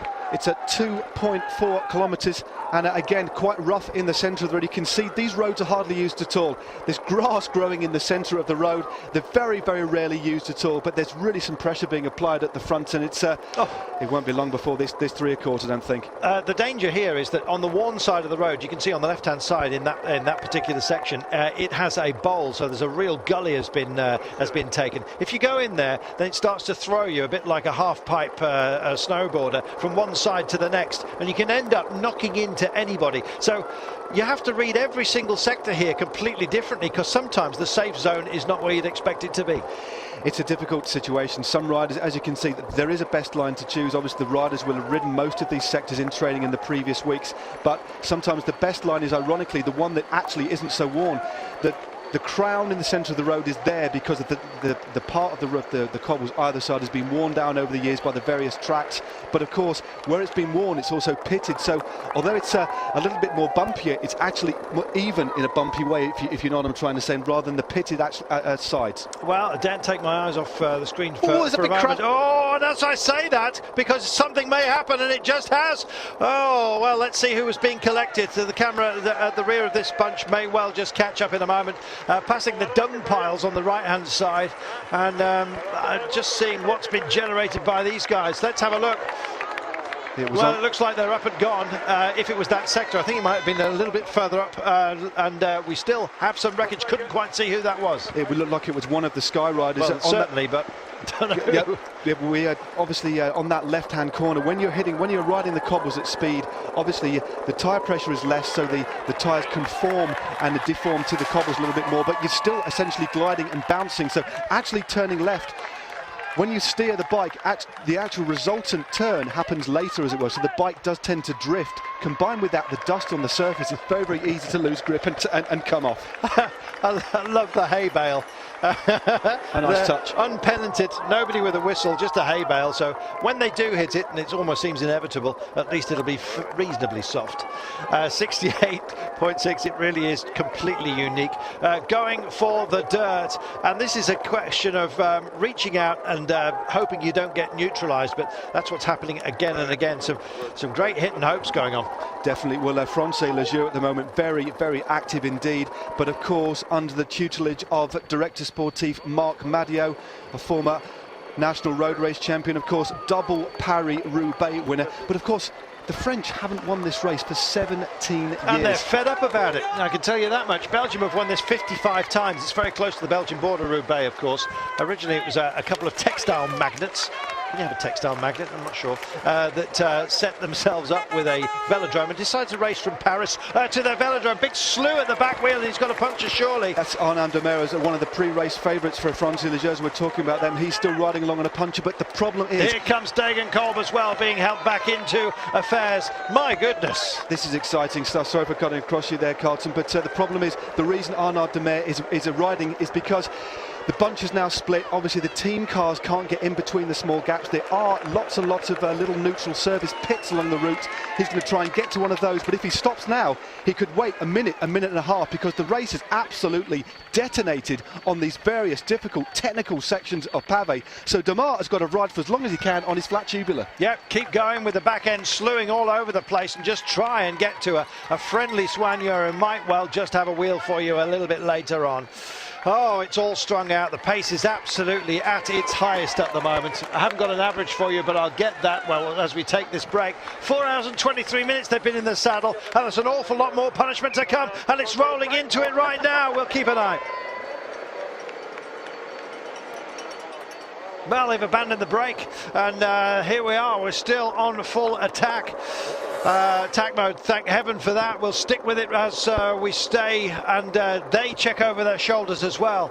Oh, forgive me for that, but we were called to a commercial break, but just as they were all starting to skirmish for, for an assault, they're just going to level themselves now and go again. You can be absolutely certain. We will then keep an eye as they all seem to have a brief hiatus.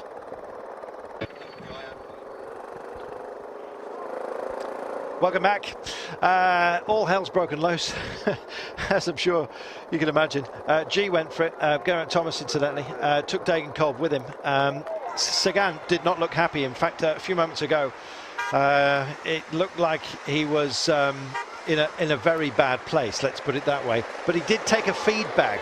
So he wouldn't be doing that unless he was thinking about setting up at the side of the road and having a picnic. But Sagan, to me, does not look like a man who's got the demeanour of a winner today. He's had a bit of a torrid time, has Peter Sagan. He wanted to do well in this race, but it looked, to be honest with you, like he was ambling through the feed. Did take a musette.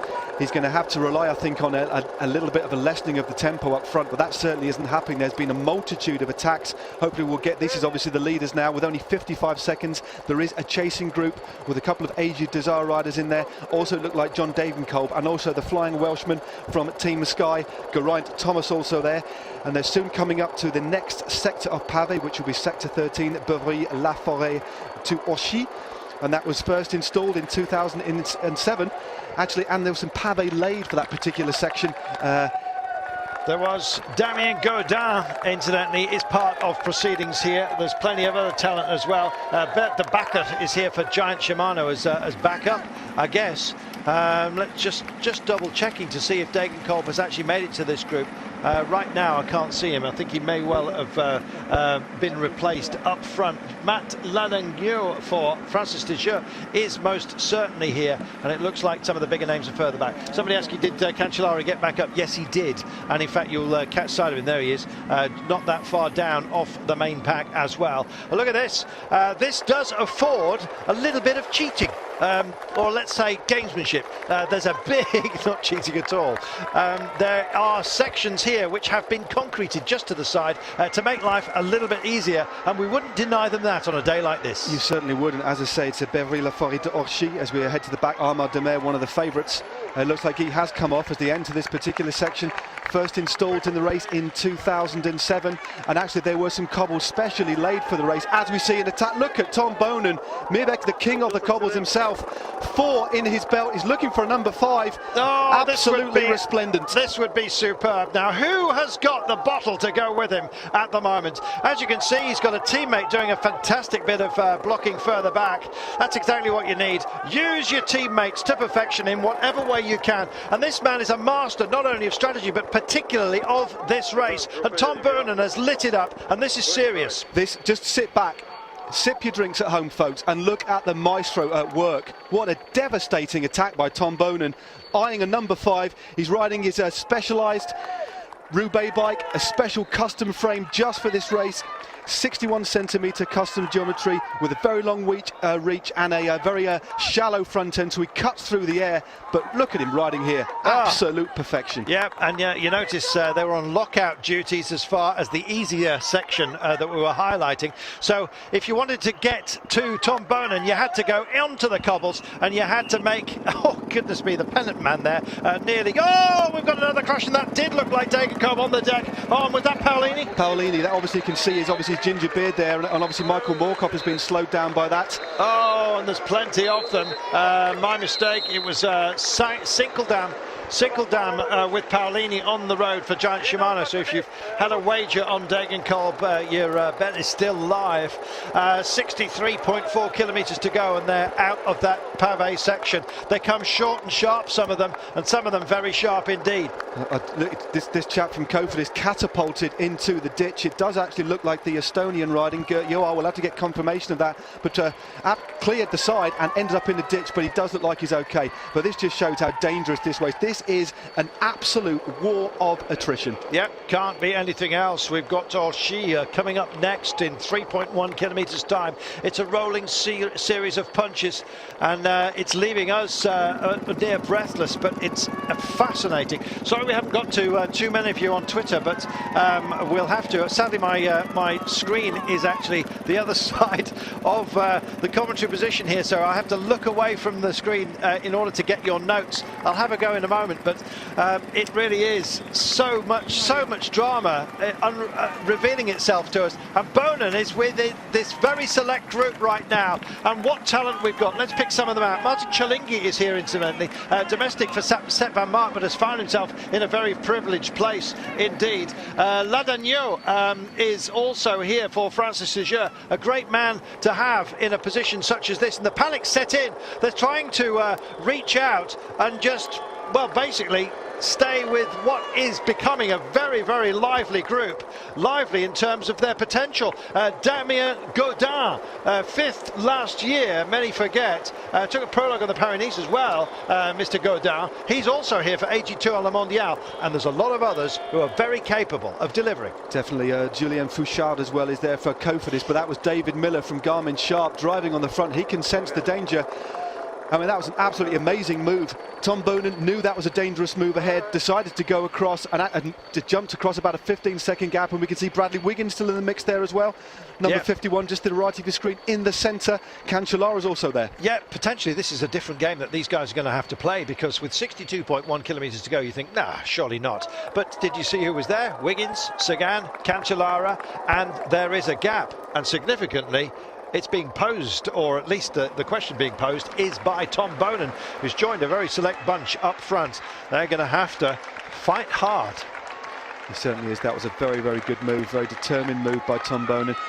Going to make things a little bit easier for himself. He's going to start rolling through. Most of the guys in that group looking like they're going to work. Obviously Team Sky can just sit back and watch now, and obviously so can Amiga PHARMA-QUICK. But the major team to miss that, of course, is Trek Factory Racing. Garmin have also missed it too. How long do you go? It's a big question. Where do you go? Normally the big selections come with about 50 to go. They're early, but hey, they're going to ride into that zone of efficacy very soon. Well, of course, Tom Boonen on Sector 10, which is coming up very soon, Mons-en-Pévèle. He actually jumped away and won solo in 2012 with an amazing 52 kilometres to go a few years back. So you can go long, but I don't think Tom Boonen has quite got that form, but he's put himself in an absolutely ideal position. BMC and, of course, Trek Factory Racing on the back foot now and having to chase. Yeah, they're having to chase because they've stolen their plan. They've stolen their game plan. It was all supposed to be about Taylor Phinney for BMC. Oh, and Tom Bonen's gone and done a long one. We know Taylor Phinney's capable of doing that. If only they could transport magically Star Wars styly Taylor Phinney into that group, then we would have just a massive piece of potential up there. But unfortunately, they play catch up.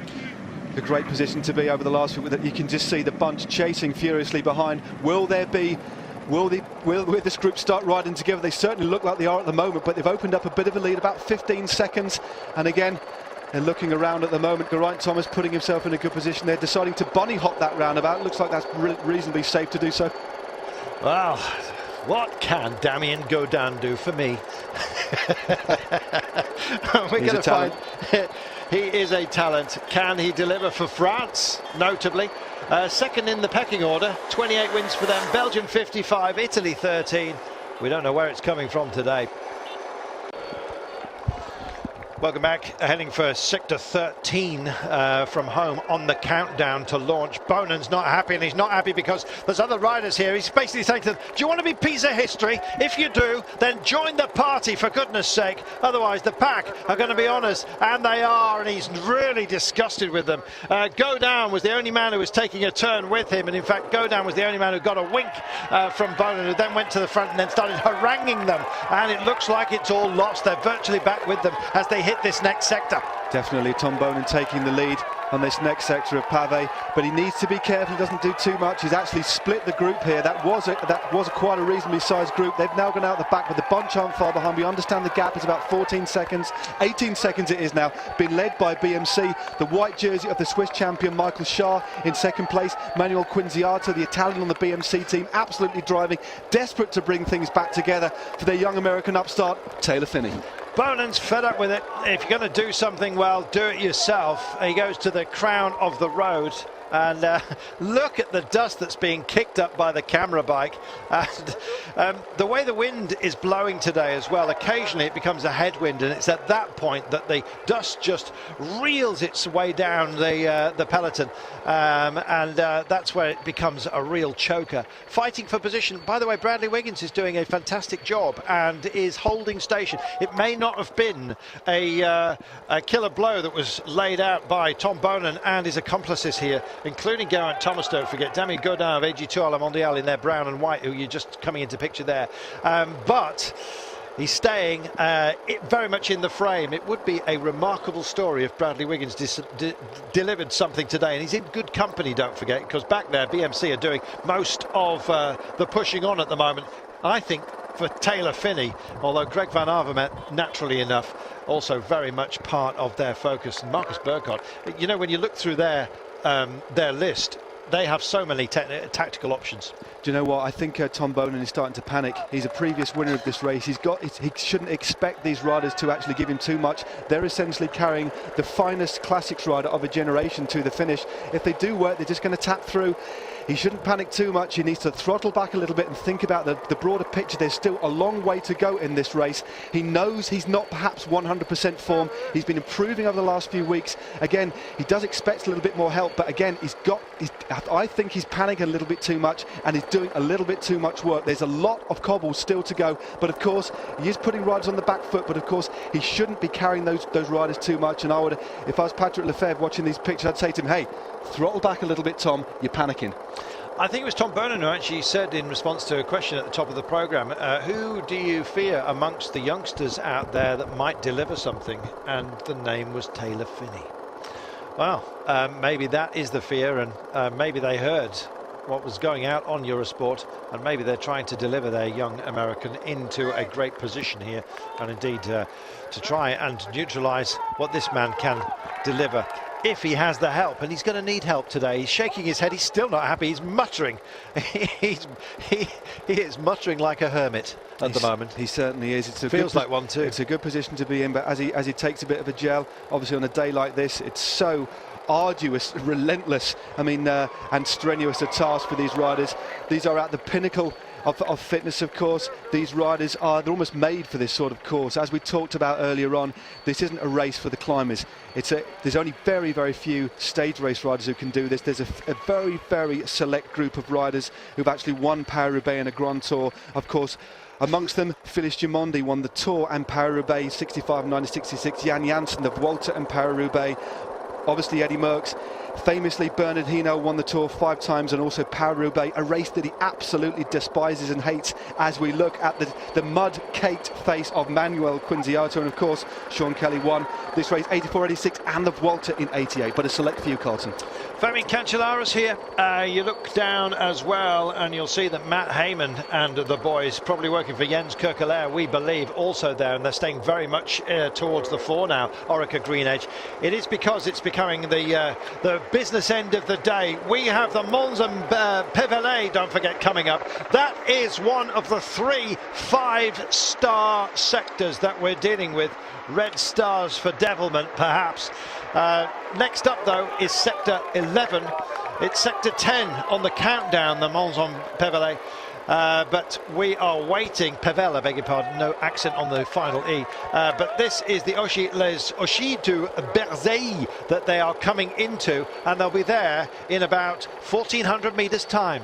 Boonen, Thomas, Godin, Ladagno and De Backer with Martinez also here from Europe car, and they've still got a gap. It's only 11 seconds. Again, Tom Boonen taking a little bit of a different line round that right-hander. Obviously, his eye absolutely on the gain. He'll know this route very well, but a rather slender lead now, and it's under the impetus of a very well-drilled BMC racing team. Greg Van Avermaet's there, Marcus Burghardt is there, Hushovd is there, Taylor Phinney tucked nicely in the wheels, a double under 23 winner of course, Manuel Quinziato putting an amazing amount of work in on the front at the moment, and on his wheel in the white is the Swiss National Road Race champion Michael Schär. Great to see Orica Greenedge getting themselves into a fantastic position. They're not having to do the work here at the moment. I guess Taylor Phinney had his ideas about how this race would pan out, and in fact it's not going to plan at the moment, and so they are trying to, if you like, make this a clean sheet of paper. There's Bradley Wiggins right hand side of your screen with the British Union Jack upon his jersey, doing a fantastic job at the moment. Sky have also got their own options, probably not coming into this race amongst the out-and-out favourites, but Edvald Boasson-Hagen can never be denied. We've seen Norwegians playing major parts throughout the classics this year. We've mentioned, of course, Kristoff. We've mentioned as well Thor Hushovd, who's racing brilliantly here as part of the BMC team. But don't discount or forget about Edvald Boasson-Hagen. It may have been a little bit quiet by the level of expectation which is heaped upon that man, but he could deliver today. You never know.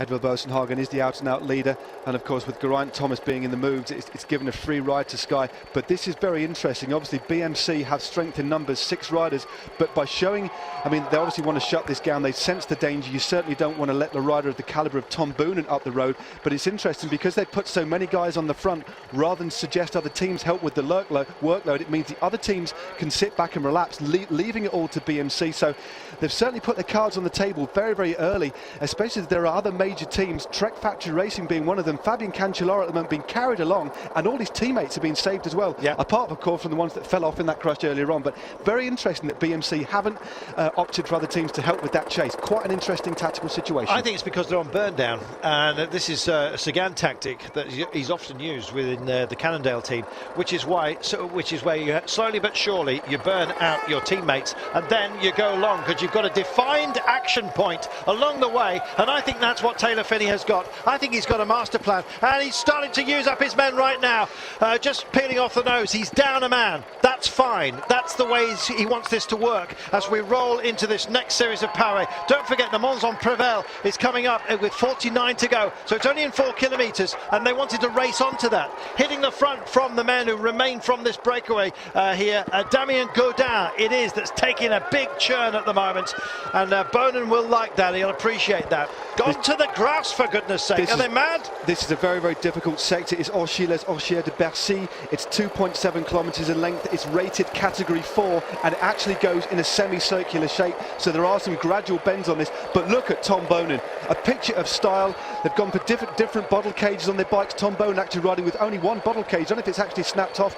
Normally riders would use carbon fibre. They've opted for steel and titanium in this race because it grips the bottles better. But the power of Tom Boonen has snapped the elastic in that breakaway, and of course riders looking for the smoothest line at all, searching out the smoothest bit of road, and on this case it's to the right hand side. It's that very, very thin section of grass and mud. But look at this, absolutely blown at the break apart. Tom Boonen is absolutely flying. 53 kilometres to the velodrome. It is. Godin in fact was the man who suffered there. He'd just done his turn on the front when Boonen attacked, and as a result he was the most depleted in terms of energy, and he's just about to back into the clutches here of the chasing BMC riders as we speak. And here they are. They've done a fantastic job. Now, where are they? Where's that lockout of BMC boys? Well, we said that we believe that they're on a burn down of their own team here, putting the hurt on everybody else as well, perhaps on a sector such as this. It is traditionally, or can be, I should say, when the conditions are right, a launch pad zone. There's 52 to go.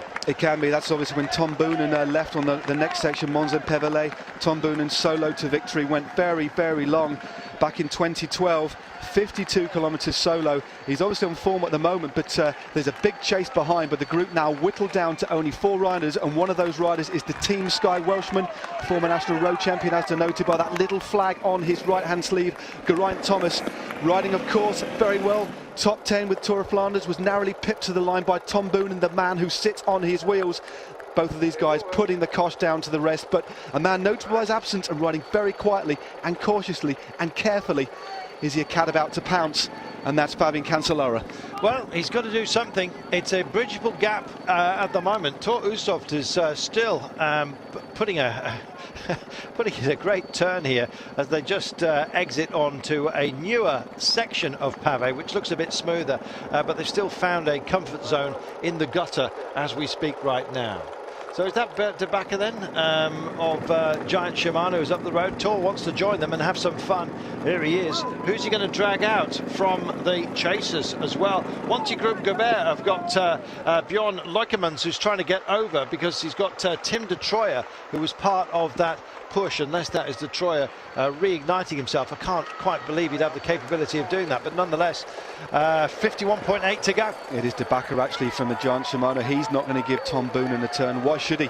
He's got John Degenkolb, who this year won Game Wevelgem, a superb sprinter, and gradually developing to a very, very good classics rider again. So De Backer not giving Tom Boonen a turn at all. Oh, the Garmin rider there just went broadside like a speedway rider. Is that Sebastian Langeveld? I can't quite tell, but Langeveld, one of the favourites from Garmin shot. But Tom Boonen absolutely motoring at the moment. Again, still leading this group, and it's only Geraint Thomas and Boonen who are doing the work at the moment. Yeah, I believe Vanmarcke is amongst a quartet of Belkin boys who are just starting to pick up the cudgel, and believe me, once they are armed, they can beat the entire peloton with that weapon.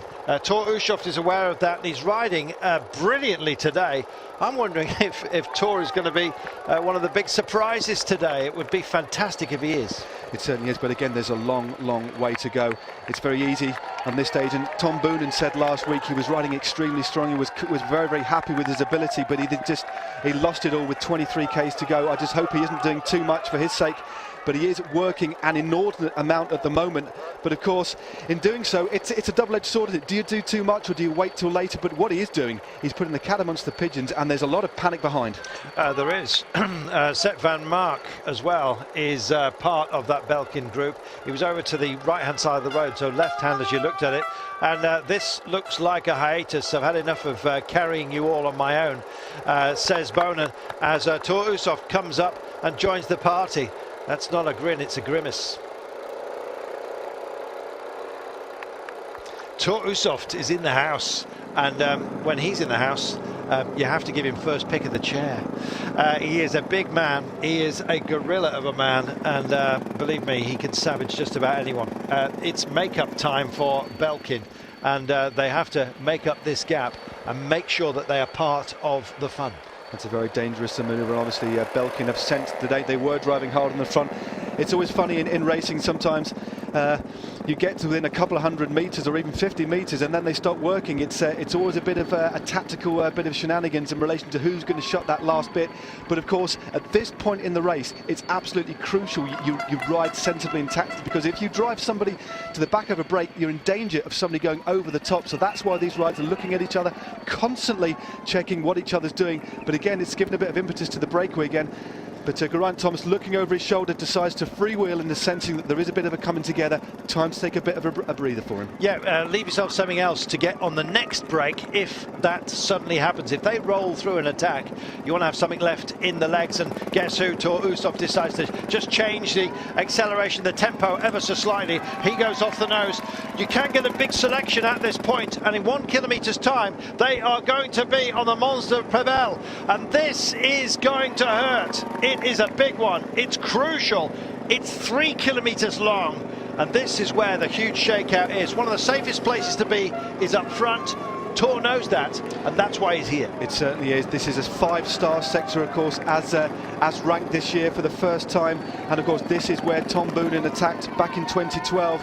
I wonder if we'll see him do that this time, but there's a backing off in the bunch. Nobody's going to shut down that last few hundred metres, but of course this is ideal for the break, so Tom Boonen, I've no doubt, will look behind and sense it and actually start to apply the pressure again. Wiggins is on the left-hand side of the road. Just behind him, the Slovakian champion Peter Sagan, who won the E3 and wants to do some damage here, but he's going to have to get himself further down the road right now, because it's starting to be a collection of talent up front, albeit some that you might not expect. Thor Hushovd is there. That's one that we did not, I should say. Tom Boonen certainly is. Vanmarcke is looking to bridge. He's wondering when to press the go button. Fabian Cancellara is also within this group. Sagan, Wiggins, Cancellara, a lot of talent, a lot of possibilities, but they are in danger of letting this slip from their grasp. 49.1 to go. It's not much of a gap at the moment. It is bridgeable, but they're concerned about conserving energy, and wisely so. Definitely a BMC now, just backed off a little bit after working very, very hard earlier on, but it's the Trek Factory Racing boys, obviously under the instruction of Fabian Cancellara, to start driving this down, because this is a very dangerous break. Belkin were chasing earlier on. It looks like the figure of Bram Tankink, who's now got into that mood, so that's another big team who don't have to work. Again, putting pressure on the current and reigning champion, Fabian Cancellara, to put some troops on the front to bring this back. BMC have done their turn. They're probably going to sit back now. They've got Thor Hushovd in the front group, so it's all down to the defending champion team to bring this back. It is all down to that, and I'm just looking at Vanmarcke wrestling to get himself into a decent position. There is Bradley Wiggins just drifting out of your screen right now.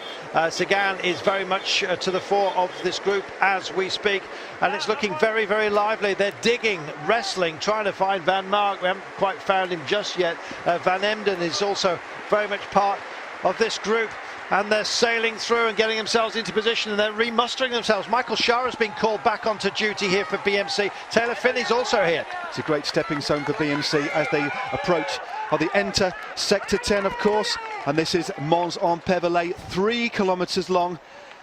This is a very, very testing set. There is actually a slight drag. It's normally a very flat course, as we saw Thor Hushovd on the front, on the crown of the cobbles, driving for home. Well, it almost seems unfair. It's difficult to relay once you get into this very defined good part of road. You can't really call for anyone to take over, because you're hogging the best bit, and that's exactly what Hushovd is doing at the moment. If you drift off the absolute crown of this very ancient road that we're mentioning, Napoleonic, a lot of these were laid down to move armies.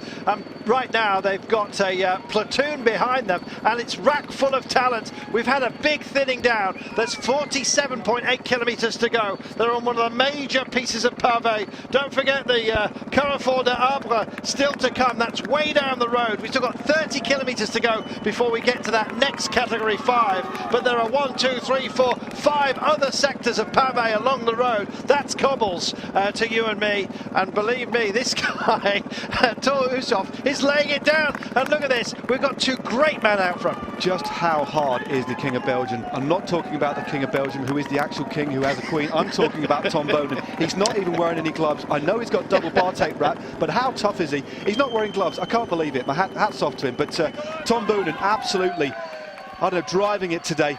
Really put in the cosh down today, totally determined to make history. He could be the 5th rider, well, to win this for the 5th time, would make himself basically part of the lexicon of the Paris Roubaix. A lot of riders actually not wearing gloves. The reason is their handlebars are padded, so you give up the padding on the gloves and you have it on the bars themselves.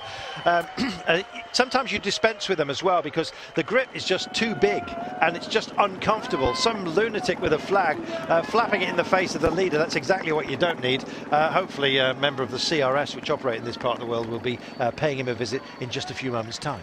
47 kilometres remaining, and we are deep in the second of our big excuse me, there is the nutcase, in our big categorized 5, that's 5-star cobble sections. This is the middle of the 2 that count of the 28 we're dealing with today. Look at the power that Tom Boonen is forcing through his pedals to Bakker, Thomas, and of course Yannick at the back there, riding very, very well for Europcar, holding steady particularly well. But Tom Boonen riding on the crown of the road. It is the best place to ride, otherwise you can get drawn into the side. But Boonen riding an immaculate race. When will we see Fabian Cancellara come to the form? At the moment he looks like, I don't know, the embodiment of calm in an absolute maelstrom. Well, he's bridged this sort of distance before, and he's actually done it alone. And he's with other riders who will also be unhappy about this scenario. And it's Belkin that are coming to the fore, and Sep Vanmarcke. Last thing they want to do is give a free taxi ride to Fabian Cancellara, and he's at hand. There is the man who was doing so much of the work for AG2 à la Mondiale, Damien Godin, and he's riding for some respite at the moment by the look of things. He is a big man, and I think he might well be in need of a big break here. Look at the flags and how they are working. That's not the helicopter, that is the wind, and you can see the dust that's being kicked up by all of the broken sections of the peloton. If we get a long view, you'll see it just hanging like a fug in the air as it's just blown in a ball, if you like, across the fields. Cutting his way through them all at the moment is the smiling figure of Thor Hushovd. He knows the camera's on him. Little light goes on the top of the camera and says, this is live now, and he knows it. He's never been more alive. He's absolutely, look at his face, caked with dust. This really is the hell of the North. And in fact, it was Eugene Christophe, the first ever maillot jaune in the Tour de France, that actually proclaimed this is the hell of the North after, in 1909, looking at the route and how devastated it was post the Great War. And that's where that phrase is coined. And this really is the hell of the North. Look at the devastation behind the leading group here. I presume, sorry, button trouble. I presume that would have been 1919 then. 1919 it was. A long time ago. As opposed to 1909, otherwise he would have been Nostradamus himself, throwing his mind forward to the degradation and that is to come. 45.5 kilometres is still to come here, and still they're working the road, and still BMC are sacrificing themselves. It's they that are at least giving everyone a chance of getting back to these guys. Tom Boonen has hardly missed a beat. Him and Thor Hushovd swapping turns. And I'm looking at this group here. They're not spread out. They're quite bunched across the road. And I don't think Belkin are actually chasing. They're riding at a good tempo, but the lead is going out. It was 21 seconds at the start of this sector. It's now up to 27 seconds. And obviously they do have Bram Tankink in that move. So Belkin at the moment just throttling back a little bit and waiting to see if Trek Factory Racing take this up. But of course, Fabian Cancellara, arguably blessed with the biggest engine in the peloton here today, arguably in the world, alongside possibly Tony Martin, but he has the physical attributes and the tactical nous to basically choose when he needs to go. But now he has put one of his teammates on the front to try and bring this gap back down, and the gap now 31 seconds with 44.9 kilometers to go, and they leave the 10th sector. Come on, he says, let's do it. Put your gels in your body and turn those pedals, for goodness sake. They ain't going to do it for him. Not to the standard he requires, and that's a standard which is beyond most riders, I'm afraid. He's showing his disquiet, partially for us, but also partly for the fans back home. If he doesn't deliver, at least he'll have an excuse, I guess. Goodness me, as if he needs one. Fabian Cancellara then, he's about 8th man down, maybe 10th of this chasing pack. Vanmarcke is here, plenty of others as well, very capable. Will it be those two again? Oh my goodness. They make the turn, and once again it's the turn to torture. Meunier to Avermaet. It is sector 9 on the countdown. We started on 28. Peter Sagan has done a great job, actually. If it doesn't look comfortable, he's constantly twitching on the bike. Maybe nerves, who knows? You've got to have plenty of those if you want to turn it into energy. This is only a categorized 2 danger level, or ardour level. Yes, and it's a short one as well. It is. It's just primarily straight, basically in a straight line, first used in 1981, and at the year of the victory of Bernhard Eisel, who actually vowed never to return to the race. I think it's an urban legend. He did actually return, I believe, after that, but is a man quite vocal, considering he's actually part of the Tour de France organiser that doesn't like that race. But the gap now opening up to 30 seconds, and it's Hushovd on the front, driving the pace. And it's a slight downhill section as well, this, and from the boom crane, which has been engaged by our host broadcasters here, they're doing a fantastic job. You can see the pace that is being maintained. It's been a very, very quick one. We've been riding for, what, 5 hours, just over 5 hours now. Unbelievable. 214 kilometres also already completed. We've got 42 or so left. The average speed today, 41.7. That's reasonably quick. It's very, very slight cross headwind all day long for these riders today. But again, that can feel, I don't know, like a gale. The last part of the race, there's lots of exposed bits of road coming into the final 30 kilometres. But it's still Tom Boonen. He's actually getting a little bit of help now from De Backer. Hushovd about to relay through to his turn as well. This group working really well. And again, it was interesting to see that effectively Belkin were riding a decent tempo, more to deter any other attacks than actually chase this down. The lead now up to 35 seconds. We've got 37 on the monitor. 35 is what is on the blackboard there for this leading group of riders. But no real concerted chase from behind. And again, 39 seconds now the lead. 39 seconds it is, and that is actually eking out. It's getting wider, and it's because it's not a vocal argument, it's just a sense that nobody wants to take this on. And I wouldn't be surprised if Cancellara himself decides, look at this, what are you doing, guys? Decides to have a go. It's his teammate actually who's come up to the fore, but Cancellara will have an opinion on how this is panning out. Is he playing a clever game here? Well, I guess we'll find out at the end. 44 seconds now, and that gap is starting to look like a serious one with just 40.9 to go. This is a very dangerous move. Belkin and Team Sky, and obviously BMC, the main teams in the race, in what's left of the peloton there. And I reckon that there's only about 25 to 30 riders there. I did notice Luke Rowe, the young Welshman riding for Team Sky, was also there with Sir Bradley Wiggins, of course. They're riding at the front, effectively blocking. But Belkin were just riding a nice loose tempo. But Fabian Cancellara has obviously sensed a little bit of danger, and rather than actually send his troops to the front to really drive this back, it's to the very least keep the tempo high, because it was in danger of drifting out quite a long way. But at 47 seconds now, this now is looking like a very, very serious move. You know, Fabian Cancellara is not a man who blinks. Obviously he does, you know what I mean, under pressure, on a stare down. But right now he's got a lot of questions to ask, not only of himself but of his team. And this gap is starting to look like a serious one, and with Tom Boonen up the road, are we about to make a bit of history? I know it's a long call with less than a minute with 40 odd to go, but such is the terrain that we're dealing with, or rather I should say the road surface that we've got to deal with along the way, that gaps do hold in this game, especially with the depleted energy. There can just be one speed out there, which means that gaps are held when you get onto the pavé, and we've still got plenty more sectors to come. This is a very select group.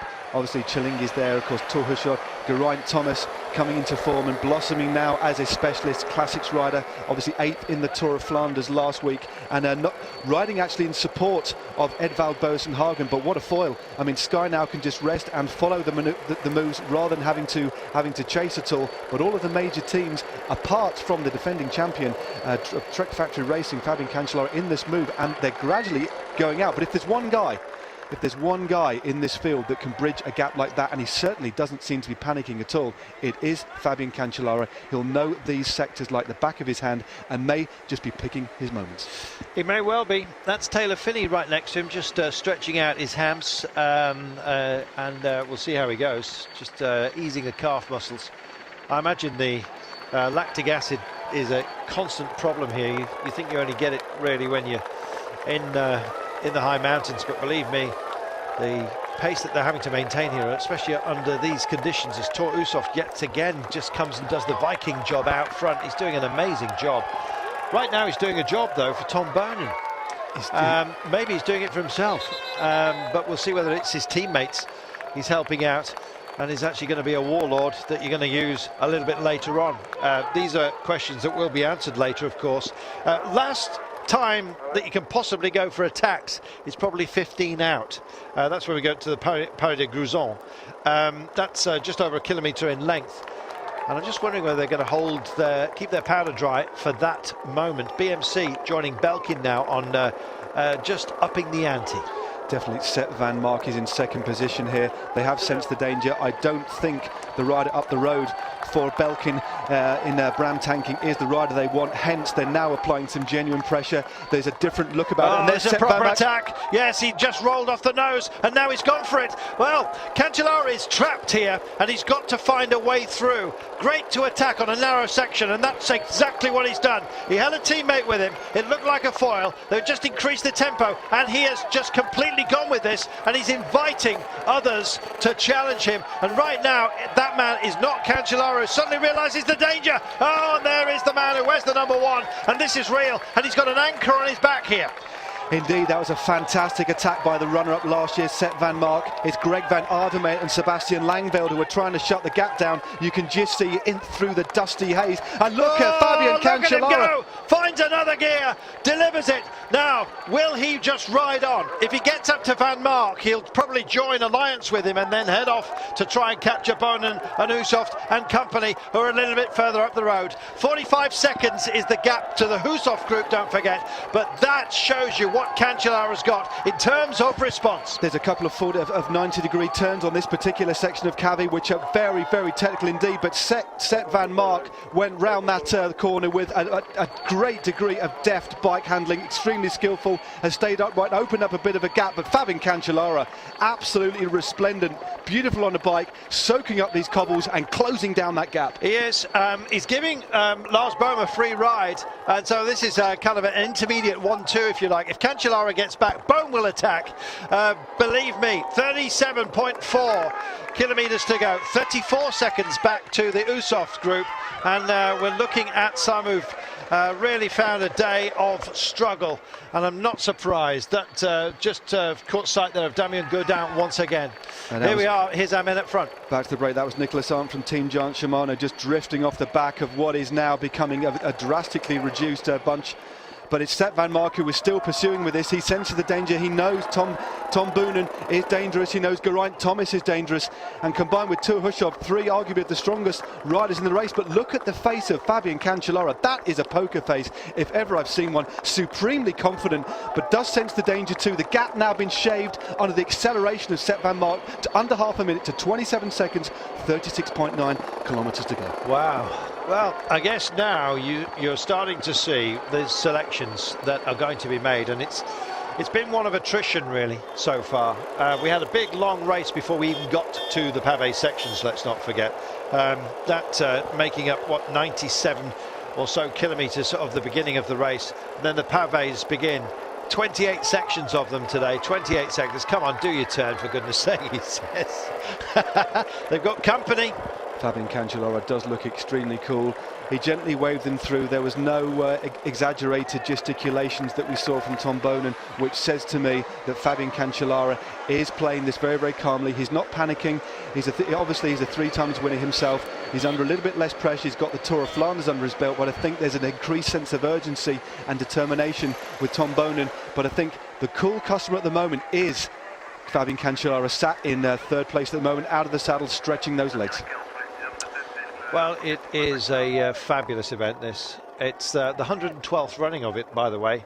Started in 1896. Somebody will write some history today. It may be a first chapter. It may well be just another trophy for the cabinet. We'll find out. Oh, Sagan goes for it just up the inside. Well, Sagan, this was the moment that he went for it in the dirt and said, you know what? I feel like it again. He took his feed bag. He looked quite nonchalant, and I don't know whether he's doing that for the cameras. In response, Tom Boonen decided to break away from his co-breakers and make it a solo effort, because he knows the danger that is approaching, and decided he was going to change the tempo as well. And so here we are with Boonen trying to stretch his legs and indeed just break the heart of those who are around him, because he knows that Sagan is on his case. It's a great little manoeuvre up the inside there, quite a cheeky little manoeuvre, and as we said, a lot of these moves just go on the tarmac bit when there's a bit of a relaxing, but it's a great little manoeuvre. He's had a bit of a torrid day today, Peter Sagan, but a great little skirmish, and he is eating into this lead, but Tom Boonen has now decided to go alone, but it looks like his days are numbered. Takes a bit of a sip, has glanced around and to see that it's Geraint Thomas closing the gap down, but an interesting manoeuvre. He's obviously feeling very, very confident in deciding to go alone, with still 33 kilometres to go even. I just think he wanted some help and for them to just join the fun, as it were. Certainly we're having fun out here and hope you are too. Next pavé section, incidentally, coming at 33, and they just go for it right now. Here it is, 33.5. The ticker just slightly out there. It's only sector 2, and you can see the meters counting down. A terrific little graphic that our hosts have provided was here. It's an ASO race, incidentally. It's the management team that handle the Tour de France for us. Yeah, it's only a very, very short section. Temple Moulin de Bertin. It's a half a kilometre long, but it's in the pretty rough cobbles, but only very, very short, as we see Peter Sagan, and along with Stybar it is, that's been drawn out. I beg your pardon, it is Martin Violence, forgive me, that's gone with him. This is the push, and look, BMC have suddenly picked this one up as well. I think they're all starting to have some belief. They've heard that Boonen is looking like he's in trouble. He keeps pushing on, shaking his head, and then being caught. That doesn't bode well. Silly as he takes a glance by, and he has now been brought back to heel by Geraint Thomas primarily, who looked like he obviously saw the danger there. You don't want a 4-time champion going up the road, but they've really backed off the pace here. They're obviously looking at each other, sensing there's some of the most difficult cobbles still to go. And look at the frustration that Boonen is showing here, not acting particularly calmly. He is panicking a little bit. He doesn't want to do that. Oh, Peter Sagan, a lovely little bunny hop there, showing his BMX and mountain bike skills. Nearly came off and hit a spectator. Just got down in that little drainage ditch just there, but bunny hopped his way. One of the best bike handlers, of course, in the peloton. How do they keep that one upright? Well, we're going to have a little picture-in-picture, and we caught up with Sagan a little bit earlier on today, and he's speaking in Italian. We'll keep an eye on the action because we'll have it picture-in-picture, so you'll see that. Cancellara must be absolutely racked full of nerves, although you would not know it to look at him. He's been tested, and tested again. Orica Green Edge constantly within the fold here as well, which is great news for fans down under who are tuning in on Eurosport Australia. You're more than welcome. It's great to have you along for the ride on what is turning into an absolute classic here.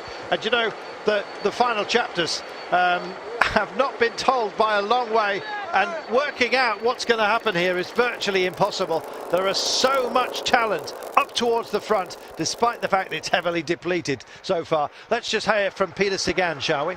Sì, tanti domani possono vincere, poi non so come va la gara. Many riders can beat Fabian tomorrow. I don't know the race if it's going to be me, but you always need some luck out there, he says. My third time here, my first time I gave up before the end. Second time I was just happy to finish, and now I'm here to get more experience to see what happens. And favourites, well, they're always the same. You always have the same favourites. Chi può battere Sagan? So who can beat Sagan?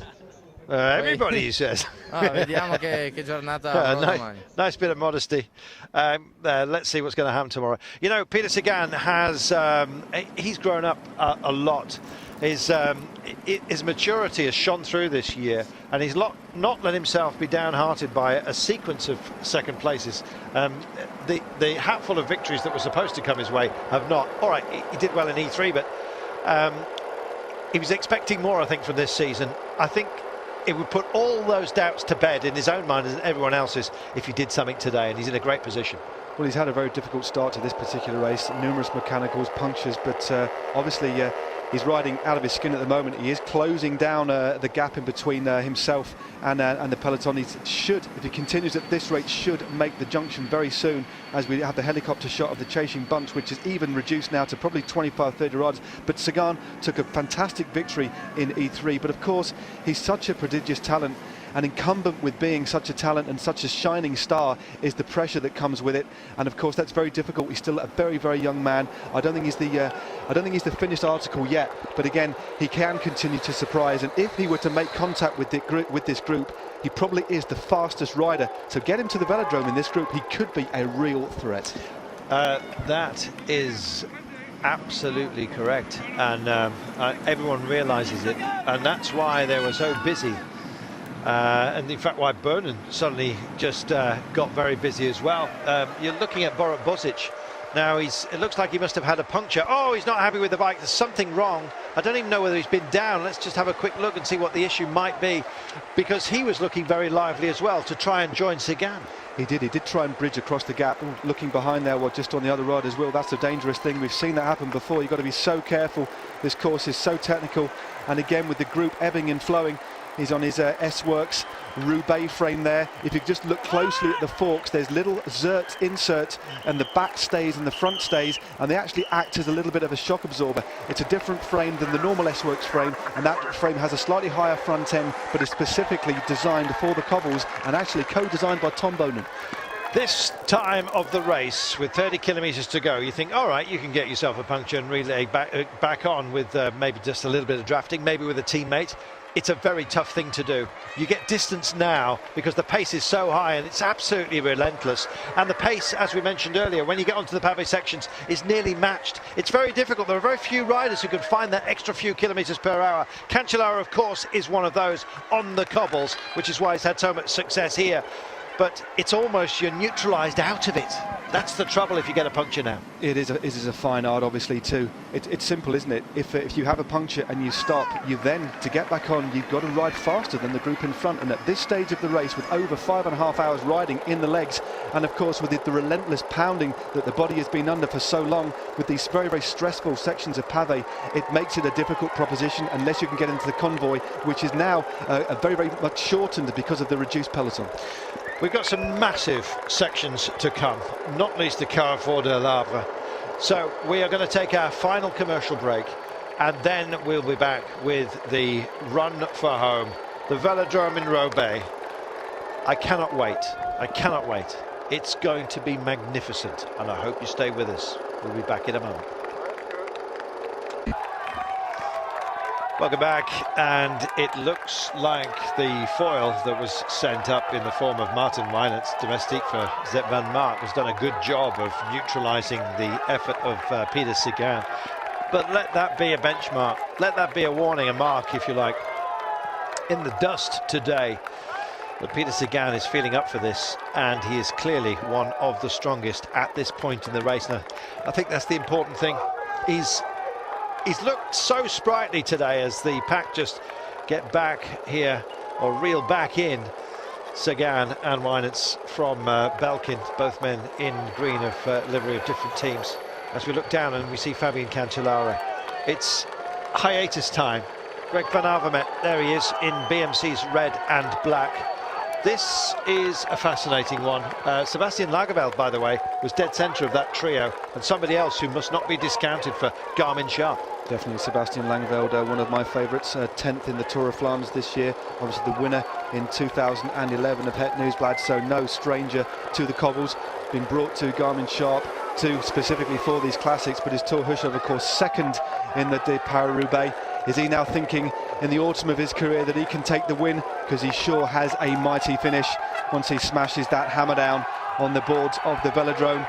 But Tom Boonen on his wheel, Geraint Thomas in third place, nearly broadside around that particularly nasty bend, of course, this dust wreaking havoc, and looks like Peter Sagan has nearly made the junction. Oh, do you know, he nearly got into the motorcycle that had a nightmare going around that corner, and that's always a danger. They have to be there to relay the pictures so that you can actually see what's going on, but unfortunately nearly became part of the action in a bad way. And in fact has just been told to give a little bit of space to Sagan and Weinert's, and good call, I think. Yes, don't get too close. They do kick up a lot of dust as well. It doesn't help the riders for them to be too close to get these rather arty close-up shots. Yeah, it just makes me feel uncomfortable. It does. It's a little bit dangerous, of course. It's not unknown for motorbikes to come to grief, and of course the riders, of course, they do ride very closely, but they've got to give each other space on those corners. You won't see the riders on the bends overlapping the wheels. If you get caught the wrong side, you're down too. So you need to ride just about half a length off. You can just see the riders giving each other a little bit of space, because it is very, very dangerous. But it does look like the junction is nearly being made. 9 seconds the gap now as Geraint Thomas squeezes a gel, searching for those calories as we reach the denouement of the queen of the classics. emptying his nasal passages there, probably absolutely full of dust. Demare on his wheel, the young Belgian, riding out of his skin today, not doing too much, obviously looking after the interests of his team leader, John Degenkolb, who we believe is in this pack. But there's some superstars in that group there. It's absolute superstars. It's rack full of them. And whoever wins today, this might come down to a mighty bunch sprint in the velodrome. Can you imagine after all this? Remember, I don't know, that would be a spectacle, of course, but we've still got the notoriously difficult Carrefour de l'Arbre to come. And Thor knows it. There's Sector 6 coming up. They're double counted as 6 for some strange reason. I think they're all around the same the town of Bourgel, and maybe they do it twice, one in one direction, who knows, but it's a numeric peculiarity of this particular day, and so you'll just forgive us. They're supposed to be on pavé right now, and it doesn't quite look like it. Oh yes, finally they are. They're partially tarmacked, I think, a coating. Burghardt Wannerheim, it's a 3-star, only 1.1 kilometres long, but Ulrich Green Edge have been chasing for the last few kilometres. Peter Sagan has finally made the junction with his Belkin compatriot, which was Martin Weyant, but a very tenuous lead now. But Tom Boonen still driving on the front, and he's taken Demare with him. He has 23.9 kilometres only, and Demare getting a free ride at the moment because Boonen's got to do this, and look at the skirmishes going on here. This is amazing. Cancellara lights it up. Sep Vanmarcke goes absolutely with him. Staying in touch is Greg Van Avermaet as well, and not that far away is Sebastian Langeveld. This is fantastic. Taylor Finney's also still in the mix here. Did you see the remarkable acceleration of number 1 in the Trek Factory Racing kit, Fabian Cancellara? Of course, he had a Corinthian Gladiators helmet adorning the head tube of his bicycle. There's a crash on the corner. It has, and that's Van Avermaet who's in the ditch. Joining him is Michael Schär, the Swiss champion as well, and they've got to pick themselves up, and they've got to do this very, very quickly. Also in the mix there is Steve Chanel, who's in a good position for 82 on Le Mondial, and Mathieu Ledegnaud, who's part of the original break, who's done well to hang on to this position so far. And look at the lime dust being kicked up here, limestone and chalk as well all over the place. Well, chalk this one up as a fantastic move, perhaps. 23.2 kilometres to go, and it's all line out at the moment, and this is the reason why. It is Tom Boonen. What a vision. To look at that for a picture, what a freeze frame. I think I'd happily stick that on my wall. This is legendary stuff. It's almost mythological, but the Herculean work that Tom Boonen is putting in, has he done too much? I think he's panicking. He's taken a bottle and a gel attached to the top there. Very good way of taking the feed. Oh God, it's taken my breath away. What a scene. But Fabian Cancellara, absolutely on the rivet, has shut down this gap and split that group to absolute pieces. And he's still on the front now with Sep Vanmarcke glued to his back wheel. Can't help it. He just has to go for it. And in a situation such as this, then why not do exactly that? If you've got something left. It looked like Valhalla back there, did it not? Well, I don't think it's going to be Thor's day. I believe he's put too much into this, to be honest. And it looks like we're going to get a calling together from Radio Thor before you know it. Mind you, look at that. How do you call this together with so many gaps?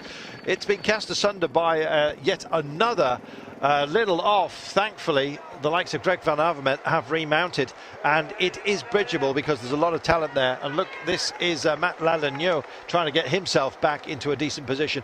The coolest man out there, I don't know whether it's just drinking for psychology's sake, is Peter Sagan. Takes a big swig like, yeah, I'm just slightly thirsty. Yeah, this is an absolutely crucial time to make sure you keep on topping up. Some of the riders now might be reaching for what we traditionally call in road racing the finale flask, and it's generally a high glucose or high caffeine based drink or gel to get into your legs in the last 10 or 15 kilometres. That can make a little bit of a difference, but it's Belkin who is still driving this group. It looked like the junction was made. There's been a bit of a hesitation behind. Fabian Cancellara probably reluctant to carry such a big group across that gap. He wants to isolate and whittle this group down as much as he can, so there has been a bit of a hesitation. I've noticed Luke Rowe in there for Team Sky. It looks like also Bradley Wiggins is still in there as well as Bernhard Eisel. 21.6 kilometres to go. Now, the next pavé sector is the Compas en Pavé. And then, only 3 kilometres later, oh, look, he can't help himself. He wants to play with us today, and he's playing with absolutely everyone. Is he playing with fire? Sagan goes again. This is a great move by Peter Sagan. A very, very interesting style on about a pugnacious, a punchy little rider. But what an acceleration that was. One of the finest sprinters in the world, getting in a real good aero tuck, caked in dust. This is a picture. He looks behind, he's opened up a gap. He's going for it. Well, he's either going for it, he's going to be left out there to fry. We'll see how they get on, and the likes of Greg van Avermaet, who just gets back into this one, helped by Michael Schara, I think was also caught up. It wasn't that he just drifted back to help him, maybe just slammed on the brakes and decided to stay in touch should he be needed. And boy oh boy, he is. Sagan is using every single advantage he can at the moment. Maric neutral wheels for those who get caught out in the Carrefour de l'Arbre, one of the few vehicles that will be allowed to go through and into that zone. It's a 5-star pavé section. It comes up at 17 kilometers to go. There is one more still to come in 800 meters, and Sagan will hit it on his own first. This group has now come together. There's a little bit of discord. They're all looking at each other. Who is going to take up the chase? And there's a counter-attack from one of the Francais de Jour riders, but a very, very good move there. Sensing a little bit of disharmony sometimes is the ideal opportunity to go. As we've said before, not all of the race-winning moves in the Paris Roubaix have gone on the cobbled sections. And of course, Peter Sagan taking the opportunity on the tarmac while there was a bit of a lull in the action to attack, and he's opened up a lovely lead, and now getting into as big of an aero tuck as he can. He's got Mavic neutral service behind, lots of spare wheels. What a job they do on this very, very difficult and challenging circuit. But Sagan now riding away from this elite group. You talk about challenges, he's set one out for himself here. He's almost bet against himself here. You can hear the conversation with good angel, bad angel, or angel and devil upon his shoulders, chatting away to him. One thing he's got, though, is just undiluted self-belief in his own capabilities, and when it doesn't happen for him, when it's not going well, Sagan will just ease up. He's not doing that at all. He believes that this day could be his, and it could be a first step of plenty of glory within this event. 20 kilometers to go. He's on to this short pavé section. It's 5 from home. Haven't got the branding on it as to the difficulty levels, but in fact I have. It's 4. It's a category 4. This is supposed to hurt. It's only beaten in terms of difficulty by 3 other sectors. One comes in almost immediately after. We've got 1800 meters of this, and then at 17 kilometers to go, Mark, we have the nightmare of the Carrefour de l'Arbre, our last 5-star test. We do, but at the moment Peter Sagan is where he wants to be. Sometimes the best place to ride these cobbles is so you can see your own line in front, but it's Belkin who are bringing it all back together. But look at Fabian Cancellara on the wheel of the danger man Sep Vanmarcke, who's riding extremely strongly. Look at him just moving with ease and souplesse around the group, but Fabian Cancellara isn't giving him an inch. But Peter Sagan, this is a very technical section. There is a right-hand corner midway through as Lars Baum takes it up at the front now. Well, Baum is working as really the super domestique on behalf of Sep Vanmarcke. It'd be great to have him up the road if Vanmarcke can bridge over to him and then finds himself in that select group. And how select will it be? If we have Baum, Vanmarcke and Cancellara along with Sagan, if they manage to just nip off the front here, that would be magnificent. And what a scenario we'd have with 4 gladiators heading for the velodrome. And I wouldn't even be surprised if Lars Baum turned the clock back to his track days and did the dirty on all of them.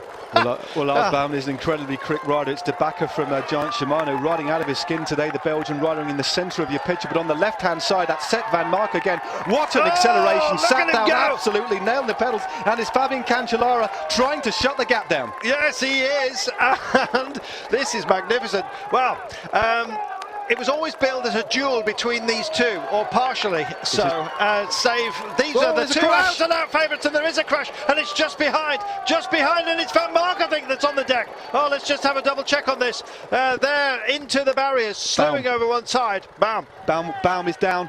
It does actually say this is a very difficult corner, a right-hander, and Baum went down the dust, did try to take the inside line where all the dust is, but now it's caused a bit of a split after the acceleration of his teammate Sep Vanmarcke, who is now countered by Fabian Cancellara, looking at bringing back a flying Peter Sagan. The gap now 15 seconds. It is. Look at the strength between these two. I think they might have to form some sort of an alliance. It may well turn into be a duel. But right now, at the moment, the jewel in the crown is this man. It's Sagan. And he's got the benefit of choosing which sector to go. And he's got no dust in his face either. There's a lot of traffic behind him, but directly behind is that neutral service bike which is carrying the spare wheels for him, and he'll be oh so glad of that. 18.1 to go. Don't forget he's got 1100 metres before he's in the last of the categorised 5 sectors. And here it comes. These guys are into Sector 5, the Campan and Privé. He's heading for 4. Heading into Sector 4, the Class 5. On top of the class is Sagan at the moment. Here come the chasers, and what quality they are. They've eaten into the...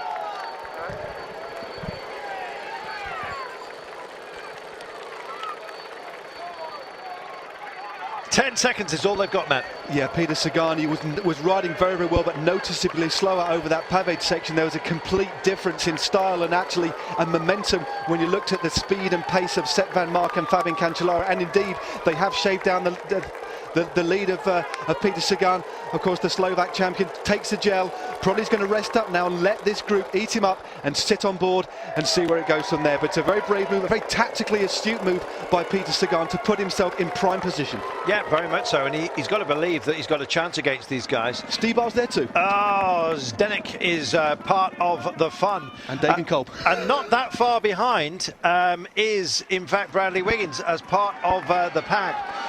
What a great effort by him as well. John Degenkolb, can he turn? He's deemed to be a sprinter, John Degenkolb, and that could serve him very well. But he is far more than that. Winning of Ghent-Wevelgem, of course, got a puncture on the Milan-San Remo, an event that he thought perhaps he should have had. Everyone thought that Sagan would be a major feature of that, was not to be. Well, the top table gets very selective invites right now, clearly. It certainly does. John Degenkolb from GIANT-SHIMANO just taking that corner very nicely with Fabian Cancellara on his wheel. Interesting to see Zdenek Stybar, the world cyclocross champion. Who can forget they're now on the Carrefour de l'Arve, one of the most legendary sections of Paris Roubaix, where last year Stybar was taken down. Let's hope that doesn't happen again. But this is all about this man in front, the Slovak champion from Cannondale, Peter Sagan. And he's on the nightmare section of the Carrefour de l'Arve, and the rest of them have got to take it. Now, these guys are going to hit that pothole. Somebody will. That Sagan brilliantly bike handled his way out of it. He went into the basin and shot back out. Sharp-sided as it was, it did not hurt him. My goodness, I thought he was going to be taken down at that point, but he's kept his wits about him, and he's going to need all of those. Certainly is, but arguably Peter Sagan is one of the best bike handlers in the peloton here, and is, of course, one of the strongest. But interestingly there, it was Geraint Thomas and Debacker trying to shut the gap, and Bradley Wiggins there in the top 10. Resplendent in that beard, just about to go on the inside of Sebastian Langeveld. Bradley Wiggins right, nearly taken off by a spectator. Almost contact as well, spectator, and going on the inside of Langeveld at that time. Bradley Wiggins, well, wouldn't that be something, because he's got that time trial head, don't forget Bradley Wiggins. This could be an ultimate win for him. Coming here as a former Grand Tour winner, that's bragging rights for you. 16.1, he did look amazingly relaxed actually, Bradley Wiggins, at the top of the show when he was talking to us. What a story that would be. So many different tales to tell here. Look at the riders trying to pick their own lines, crisscrossing across this awful road surface. It's not even a surface. Obviously Peter Sagan opting for the footpath on the right hand side, but that's not safe because it's rutted, it dips, it throws you all over the place. It's difficult to control the bikes. What a bunny hop there by Sep Vanmarcke to leap across the border onto the path, onto the wheel of Zdenek Stybar, who in turn is on the wheel of reigning champion Fabian Cancellara. This is amazing stuff. It is, absolutely, and Degenkolb is here, and he's got to be a massive danger to Sagan if he's got hopes of turning this one into a sprint. And there is Sir Brad, resplendent in his beard like King Henry VIII at the moment. Can he get crowned today? I've no idea. We've got to stay with this and find out. 15.6 kilometres to go. Oh, it's huge, this. Nobody said this was meant to be easy. It's meant to be difficult. That's the joy of it. The Belgian riders are back here from GIANT-SHIMANO. We've got Degenkolb just up the road, but it's the flying Welshman Geraint Thomas, 8th in the Tour of Flanders last week. Was trying to shut the gap down, but when it's riders of the like of Sep Vanmarcke making the pace, that's a very difficult proposition. But at the moment, Peter Sagan is holding them clear, but it looks like Vanmarcke is about to bring him to heel. He is, but Cancellara's in the frame. Stybar's also in the mix here. Stybar denied last year, don't forget, the cyclocrosser. One of those that crashed very late on from a select group of 4. Well, you want select. It doesn't get much more select than this with 15.1 to go. What talent we've got, and all of them riding in the dirt at the moment.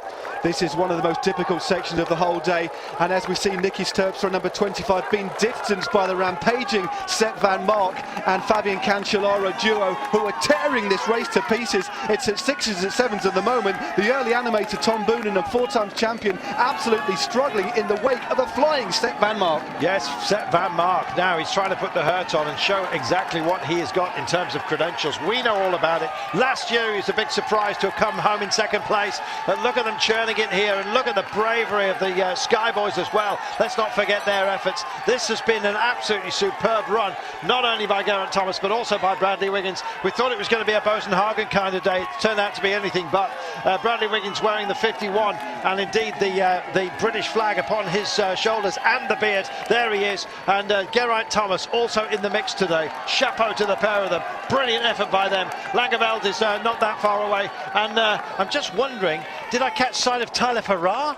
I'm not too sure if it was Tyler Farrar or not. Langeveld is definitely there, so is Bradley Wiggins, Geraint Thomas. De Bakker's there, but this is the elite group of 4. Cancellara, Vanmarcke, Stybar and Sagan. Wow, time to go. But where and how? 14.3 kilometres to go. This is a magnificent race. It is every single year. Every single one is different, but there are some constants, and one of those seems to be Cancellara and Vanmarcke. This is an absolutely fascinating, legendary story which is unfolding. Each race you could sit for a day and talk about endlessly.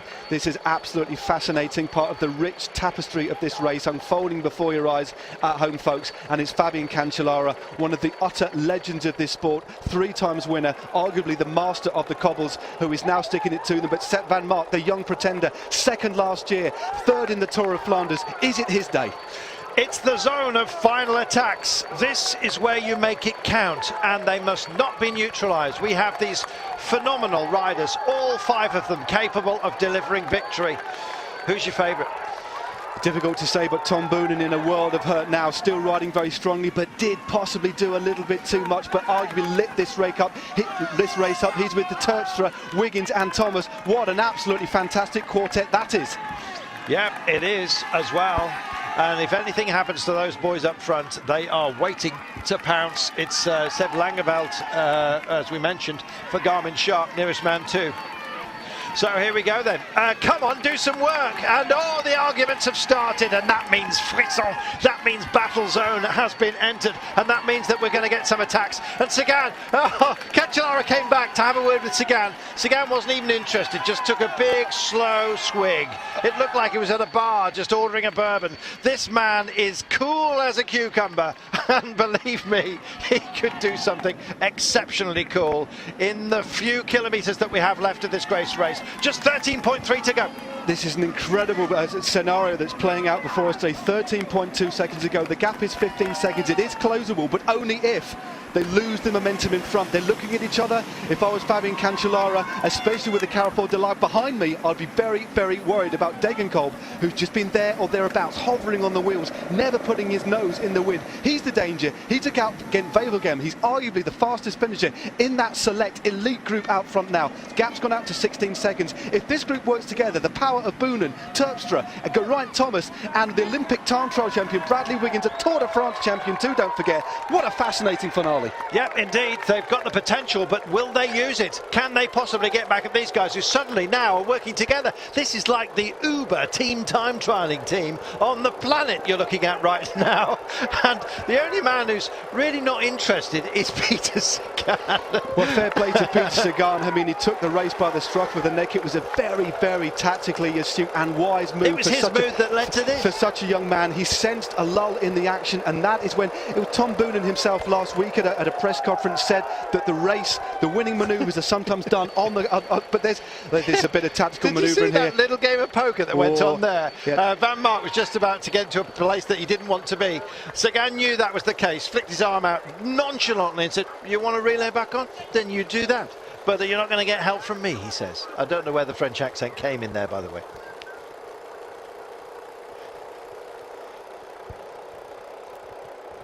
"15 seconds is what these guys have over Boonen, Wiggins, Thomas." Oh my goodness, and in fact they've got more company now as well. Langeveld is also involved. So, and who else as well? It's starting to rack up behind them. they have company, and they have problems as well, because out front we have Cancellara, Sep Vanmarcke, Zdenek, Stybar, we have John Degenkolb, and we have Peter Sagan. And they're starting to rock and roll across the road. If they play too much cat and mouse, they're going to blow this. The group behind are working very, very well together. I know Stybar isn't going to do too much work here. He's not going to look at that. He's sat on the wheel. Every time they do that, they're losing momentum and slowing down. But it's Degenkolb who senses a little bit of it. He needs to keep the pace high. The gap's 15 seconds. You've got some immense firepower behind, of course. Geraint Thomas and Bradley Wiggins are going to be riding themselves into the ground. Bradley Wiggins absolutely covets Paris Roubaix. For him to get himself on the podium, this could be the last chance in his career. He's going to be absolutely determined to try and bring this back together to give himself a chance. And there he is on the back in that lovely smooth style of his, on the wheel of Sebastian Langeveld, riding very well indeed himself. Top 10 last week in the Tour of Flanders. Himself a bit of a danger man. Boonen there, Terpstra, and of course Geraint Thomas. Will they make the junction as Fabian Cancellara takes to the front? He does, and he takes that corner almost in such an acute angle. He almost caught himself on one of the metal bollards which guard the roadside here, and just remind pedestrians that this is a danger point and to look either way. Well, right now they're just looking straight up the road. If they start looking at each other, however, they're going to neutralize themselves. They only have 15 seconds over a very talented group. However, I think the win will come from this selection here. Fabian Cancellara of Trek Factory Racing in the black and white, and it was writ large in black and white, was it not, at Flanders? He's done the double before, don't forget. Can he do it again? Sep Vanmarcke from Belkin in the green and black. It's the group that's further up the road from these boys as we speak. Zdenek, Stybar there from Omega PHARMA-QUICK as we hook back to them now. Peter Sagan at the back right now of this quintet. 5 talented riders, and just ahead of him is the black and white of John Degenkolb with those 2 stripes. It's going to be these guys, it has to be, because they're going to suddenly start worrying. It's only 16 seconds, I know. They're going to start running out of pavé as well to do some damage. The next one comes up with 8 kilometers to go. In 2,300 meters time, they will be on it. And then I believe there's only one more, a very, very light section, almost a bus stop, I think, that they're going to go over before they get into the velodrome. Who's going to be most worried about hitting the velodrome as a group of 5? That's the question. It is. It's going to be very, there's some very, very quick finishes. I would say, for my money, the quickest rider on paper would be John Degenkolb, but it's a completely different proposition. You've ridden 51.1 kilometers of pavé, 257 kilometers in some of the hardest conditions. This bike race is unique. It's like no other. So the muscles are going to be tired. They're going to be dampened. You're not going to be the sharp, sprightly sprinter that you normally are in a bunch gallop that we see in the Grand Tour. Any one of these riders could win it. On paper, it's Degenkolb, but I'd imagine he's very, very tired. But he did take out Gent-Wevelgem. He glances behind. 14 seconds now. This is a relentless pursuit, and you can see the foreshortened gap there. But it's Geraint Thomas and Bradley Wiggins driving this back. This is absolutely incredible. 11 seconds. They're nearly there. They'll be all together. They know this. Suddenly somebody's going to launch this. Is it going to be Sagan? Is it going to be Degenkolb? Go on, get on with it, says Vanmarcke. I'm not going to relay through. You want this, you're going to have to reach out and grab it and take some of it yourself. Cancellara's on the front at the moment. 9 seconds it is. Sagan has a look. Sagan and Degenkolb, to my money, have got most to lose here by hanging around. Are they going to reach out? Will they put in an acceleration? Well, the only opportunity now, for unless it's just a sneaky attack, is on this last section of cobbles. Willems to Hem. It's scored 1.4 kilometers in length. They're going to be hitting that very soon. But the junction is made. It is. They're going to take them on board. They're going to make this count. Thomas is there. Wiggins is there. Likewise, we have a number of other players, very much so. Tom Boonen also there. And Niki Terpstra has made it through. So, will they drag this to the line? Look at the face of Bradley Wiggins. He's in a race-winning position here, driving this on the front. He's got an amazing engine. It's John Degenkolb, the German sprinter, sat on his wheel. Zdenek, Stybar has made the junction. Sep Vanmarcke in 4th place. But Bradley thinking, we don't want to sit up now because there could be other riders only a couple of 30, 40 seconds down the road who could make the junction. This is now, you couldn't make up such an elite group that's come together at the end of this race. Look at the superstars there. A Grand Tour winner as well. Absolutely spectacular as they head on to the penultimate section of pavé. Well, it's a lozenge-shaped velodrome that we have approaching, but this is the Knights of the Round Table. You have here Oh, the quality that we've got, and just 8.1 to go. I can't believe it after such brutality throughout the entire day. It's going to need somebody who's going to go for this, and I think Sep Vanmarcke is going to be forced to do some work. Cancellara is playing poker. He's playing like a dead man at the moment, but he's got so much power. He can deliver it. What you need in a situation such as this, perhaps, is a teammate, and Degenkolb's got it. This is what Degenkolb have got. Dembacker, with respect to Dembacker, not one of the most famous riders in the peloton, but a Belgian, so he will have been essentially born on the cobbles and riding out of his skin today. He wants to make sure that this group stays away, keep the pace very high, because John Degenkolb, arguably one of the quickest riders in this group, but again, you're looking at the calibre of Tom Boonen, a green jersey winner in the Tour de France, Peter Sagan, one of the fastest finishers in the world. This is an amazing mix, and then you've got guys that can go along like Bradley Wiggins, and of course Olympic team pursuit champion Geraint Thomas from Wales, just getting distance off the back there. But of course, is he tired, is he not, is he just bluffing? But what a select group. I don't think I've seen such a large select group come to the finish together, and there we have Roubaix. We do. It's our destination, the velodrome that started off this great event back in 1896 when two businessmen built it and then decided to have a race to it, and it's been enthralling us ever since. The original roads became better, and then they searched for the pavé. Right now they search for anywhere but pavé, and you can see they've given themselves a little bit of a flat zone to work on. With only 7 kilometers to go, they've got a 22-second gap now over the pursuers, and now we at least know from where our winner is going to come. This question remains, who will it be?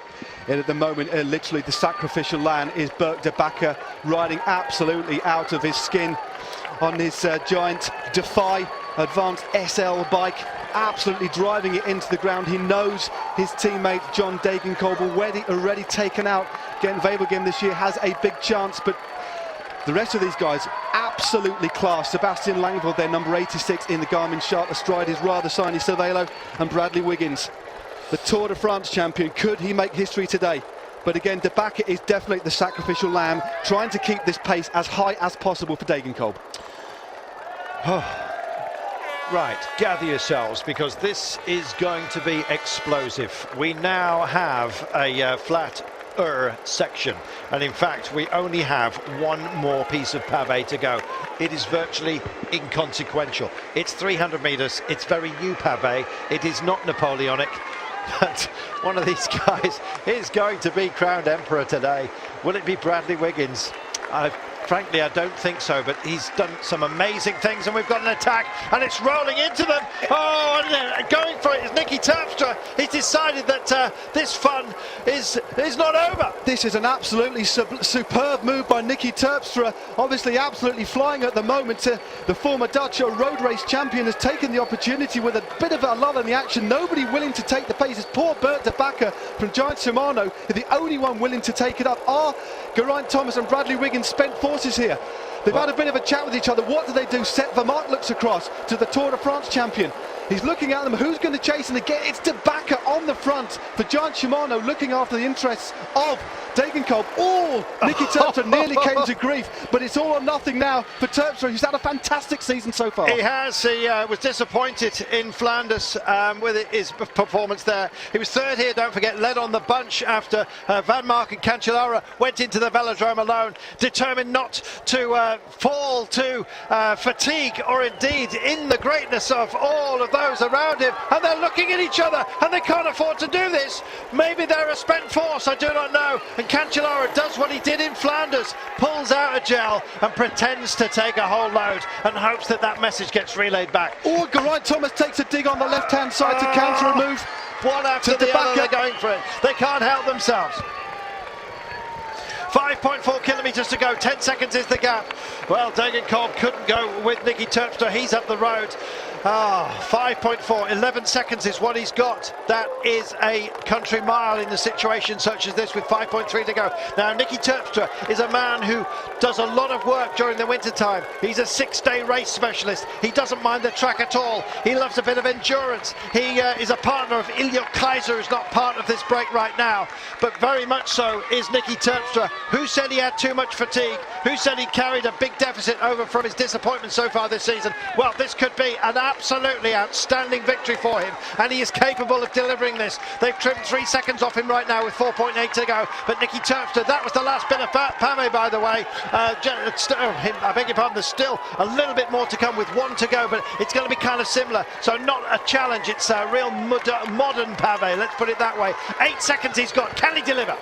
Niki Terpstra absolutely on the rivet, obviously twice taken out Dwarsdorp Van Vlaarderen, so he's absolutely at home on the cobbles. But what a move, 8 seconds only. It's now a pursuit.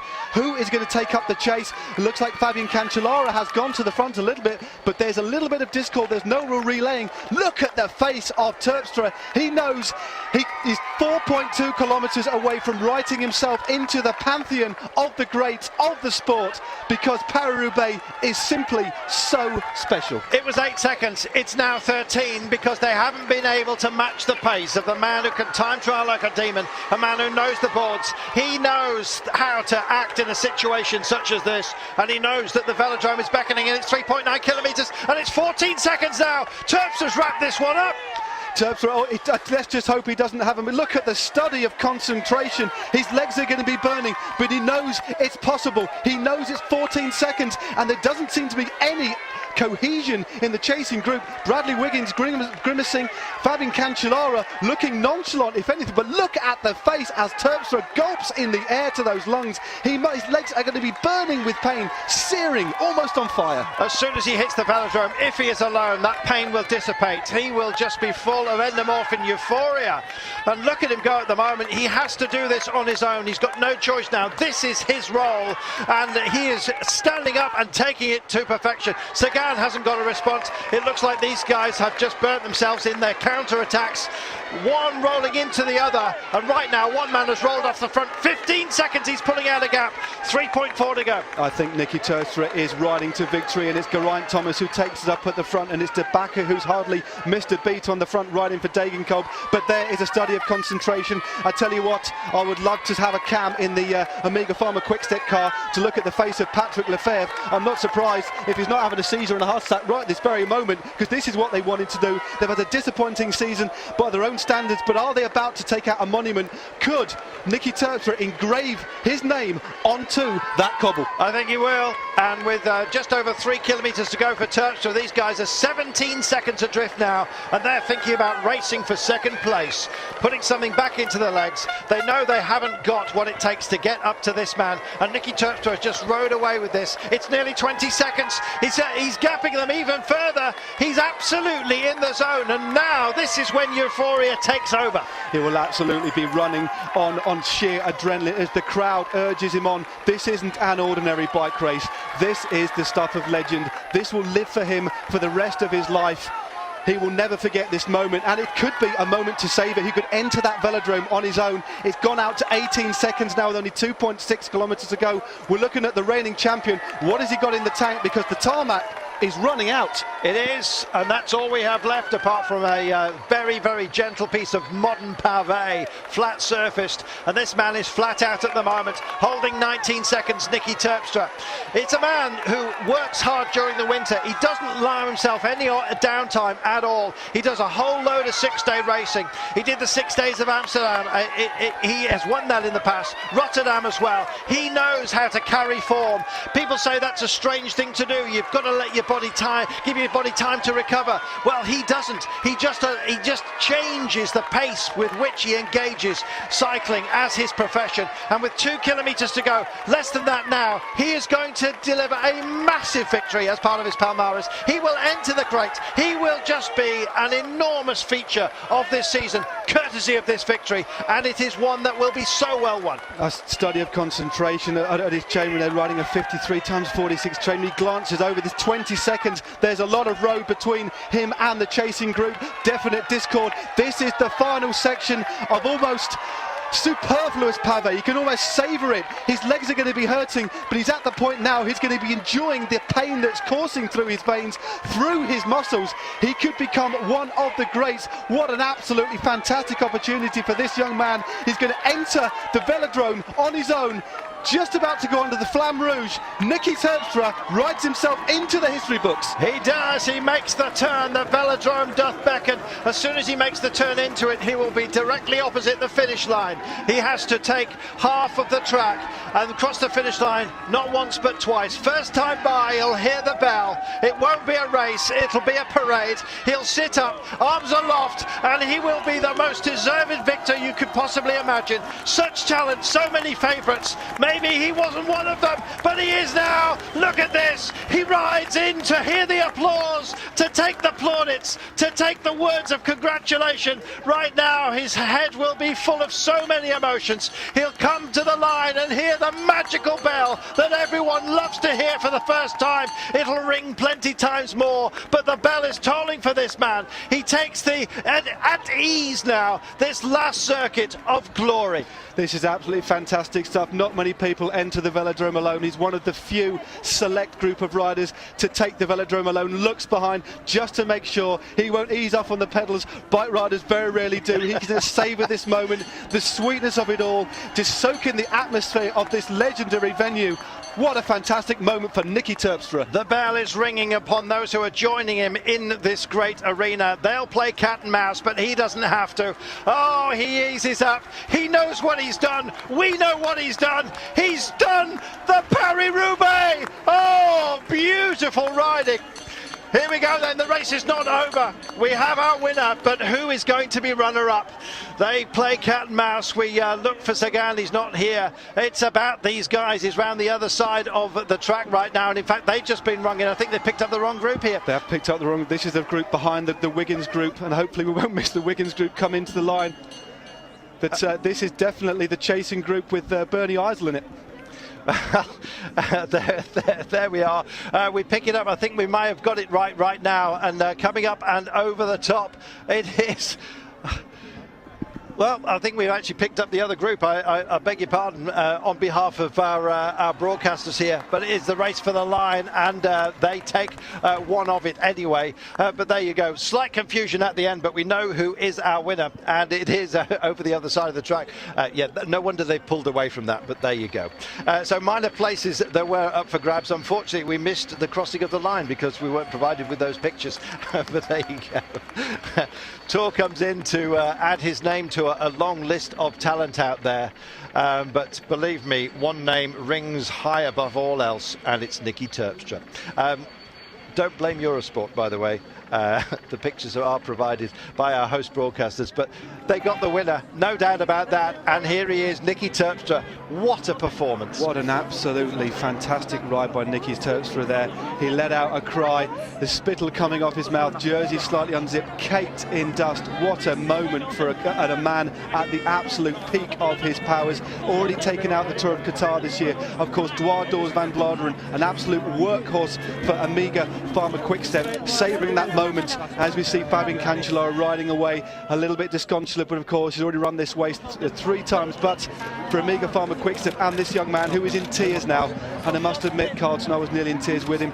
Such is the prestige of this race. Look at that as he punches the air. He can't really believe it. Absolutely fantastic stuff as he writes himself into the history books.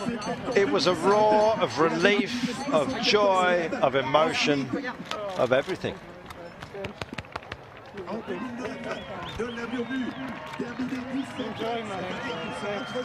John Degenkolb, our runner-up. Apologies that we were not provided with the pictures to show you that crossing of the line. And look at the emotions just flooding out of the man.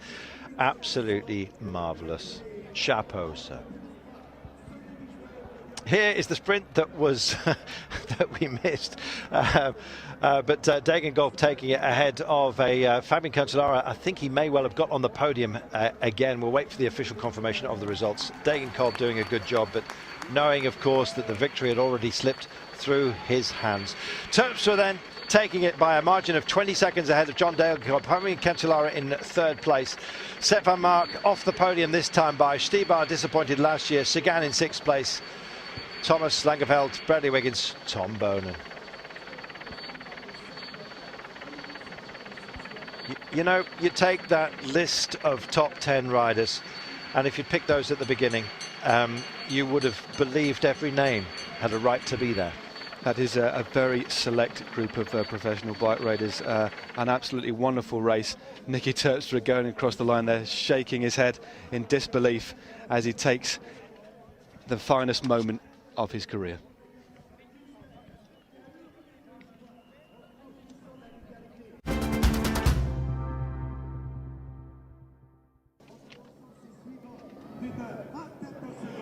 Niki Terpstra created the surprise here for the 112th edition of the Paris Roubaix Gentlemen. What a thrilling finish it was today. Juan Antonio, Greg, we are here to analyze all the reaction of this edition of the Paris Roubaix. Niki Terpstra wins his very first Paris Roubaix. Greg, your reaction at HUD? I think it was a race of tactics. Omega, Farmer, really, I think it was Boonen's attack in Orchy that really set up the race, and I think this was a very tactical race. Headwind played a crucial role in the race. I think it's great to see a rider that's 30 years old on the same team as Boonen. Really, it was a team race over more than an individual race. Now, Terpstra showed to have a great form this year. He won the Tour of Qatar. He was 6th last Sundays in Tour of Flanders. Juan Antonio is a rider you know very well. Is it that deserved the win today? Obviously, he deserves this great victory. He was already on the podium in Roubaix last year, and he's showing since the beginning of the season a great performance. And today, the way he rode, I thought that he was going to get dropped on the Carrefour, but then apparently he came back and he did that attack that bring it to the victory. We have seen such a huge teamwork by Omega Quickstep there. They really controlled the race. We even saw Tom Boonen and Niki Terpstra himself attacking at 60 Ks to go. Greg, that's where you see how a team is important in such a race. Yeah, I think the critical thing for today, I think there was a real target. I think Boonen was not at his best last week, and I think the goal of the team was to win over Cancellara. That seemed to be what everybody is doing, and I think Boonen looked like he did a very impressive breakaway. I mean, that was almost 30-40 Ks solo, and it set it up for the win. Well, Tom Boonen, as you said, Greg, maybe was not at his best. We know he had some problems in his preparation. It's true there was also Stybar there. Omega could play on 3 cards. That's an advantage, Juan Antonio, to have 3 potential winners at the start of Paris-Roubaix. Yeah, obviously they had the strength in numbers in this race, especially with Boonen going on the attack on Madiot sector. And then finally, yeah, they let the road play to other teams to take the race control. And honestly, tactically they were great, because especially Terpstra, we didn't see him much on the race because it's a rider we used to see him more until the end, so he played perfectly, honestly. Now let's have a look at the major facts of this race. Of course, Fabian Cancellara was the favorite #1, but we were surprised of Peter Sagan at his 3rd participation there, taking the counter-attack on not on the cobblestone section. He almost made the difference. Greg, Peter has a lot of expectation in the peloton. It's his 3rd participation, we said it, was very close to make the difference and to win his first Paris-Roubaix. Actually, I thought he was going to be probably one of the winners at his sprint. Compared to a lot of the other riders, he's a very strong sprinter. I think he's a rider that hasn't won a major classic. I had a little, kind of a bet that he would win, but I think that the strength of Omega was really, they were tactically a little bit stronger. I have to say, Boonen was incredibly strong today. When you look at the effort he made, I think if he actually had more confidence in himself, he would have been a player at the finish. We see here the pictures of the solo attack of Peter Sagan. It's true, when Peter attacked, Fabian did the effort behind. He knew it was the right moment to counter-attack. He thought all the way to the finish. Juan Antonio, Fabian favorite #1. Do you think he played tactically right on this Paris-Roubaix? I think so. Fabian never been nervous. When big favorites like Sagan or even Tom Boonen played their cards so early in the race, he played calm and waited for the end. At the end, he was in the main group and he was the only one of his team, so didn't get like that strength in numbers, and even managed to finish 3rd in the race. So still he showed that was capable of winning. I mean, yeah, again, a great ride from him, and yeah, from many other riders, of course. Here we see the pictures right there in this sector #6. he announced it to Juan Antonio Flecha before the live coverage this Paris-Roubaix. Fabian loves this sector number 6. He accelerated there, and he came back on Peter Sagan. We have to tell that it was not perfect scenario for Fabian Cancellara. He didn't crash, but he was involved in a crash of a teammate when there was 60 kilometers to go.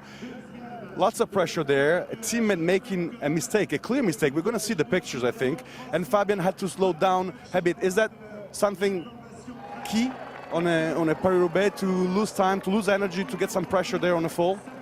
Yeah, definitely it was, because obviously, I mean, the rider who fell down was Hayden Rulston, which is one of the strongest riders he was having, one of the strongest domestic for Fabian. Probably he was going to play a key role on Fabian, and first he lost one of his best domestics, and then he had to come back after the Arenberg Forest, so I'm sure that he lost some energies over there.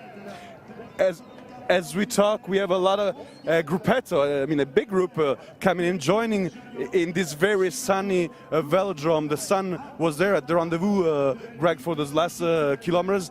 Once again, Niki Terpstra made the difference at 7.2 kilometers to go with an attack. The bunch was back again, all the main favorites were there, and Niki Terpstra, we're going to see the pictures, made an attack. No one was expecting that one, Greg. I think Boonen's team, I think they expected it. Yeah, we see the picture. So, Greg, that's the moment. That's the moment where Niki Terpstra attacks. Yeah, I think what also happens, you got, you know, once he went away, you had all the favorites looking at each other. You could see it 3-4 kilometers ago, everybody started slowing down. Nobody wanted to really do the ride.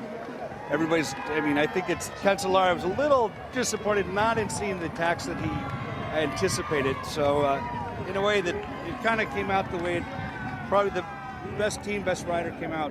Greg, and as we talk, Vincent Renault, our reporter in the mix zone, is together with the winner, Niki Terpstra. Niki, congratulations. Your first victory here, a very tactical teamwork. For sure it's one of the most wonderful day of your life. Well, of my career, it's the best day. I had some nice results, especially this year, and then to take the win in the biggest classic of all, it's a dream come true. Third last year, so we can say that you deserve this victory. Sorry? You were third last year, so you can say that you deserve this victory. Yeah, it's a race that suits me well. I've been in front a lot there. But yeah, my shape this year was really good, so I was motivated for a good result over here.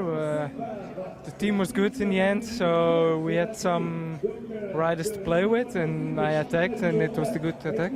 Thank you very much. Congratulations. Niki Terpstra, the joy. What goes on at the finish of Paris-Roubaix? You always have dreamed to win this race, Greg. You're there, you make it. It's true, he was telling, it's been a great season so far, but winning Paris-Roubaix, that must be a lifetime performance for Niki. This will be his lifetime performance, and it'll make his career. I mean, it's I think if anybody winning Paris-Roubaix, especially if you're Dutch or Flemish, you have reached the pinnacle of your career. And I think he's going to enjoy this, and he'll be looking for more victories, though. So it's a good start. Good start of one victory, but you always want the other one. And of course, Patrick Lefebvre, we know he's the boss of this team, Omega Quick-Step.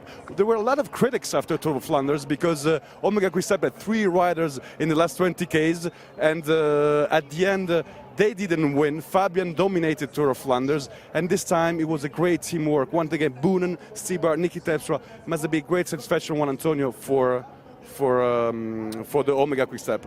Yeah, as you say, I mean, Patrick Lefebvre, we can say he's the man of Paris-Roubaix. He's been probably in the last 15, 20 years, he won this race many times. So I was sure that after failing in Flanders, let's call it failing, so they were going to go full gas on Roubaix as they used to do. So I think they're very happy now, and they packed this victory. They brought Roubaix home, so now it's time for them to celebrate.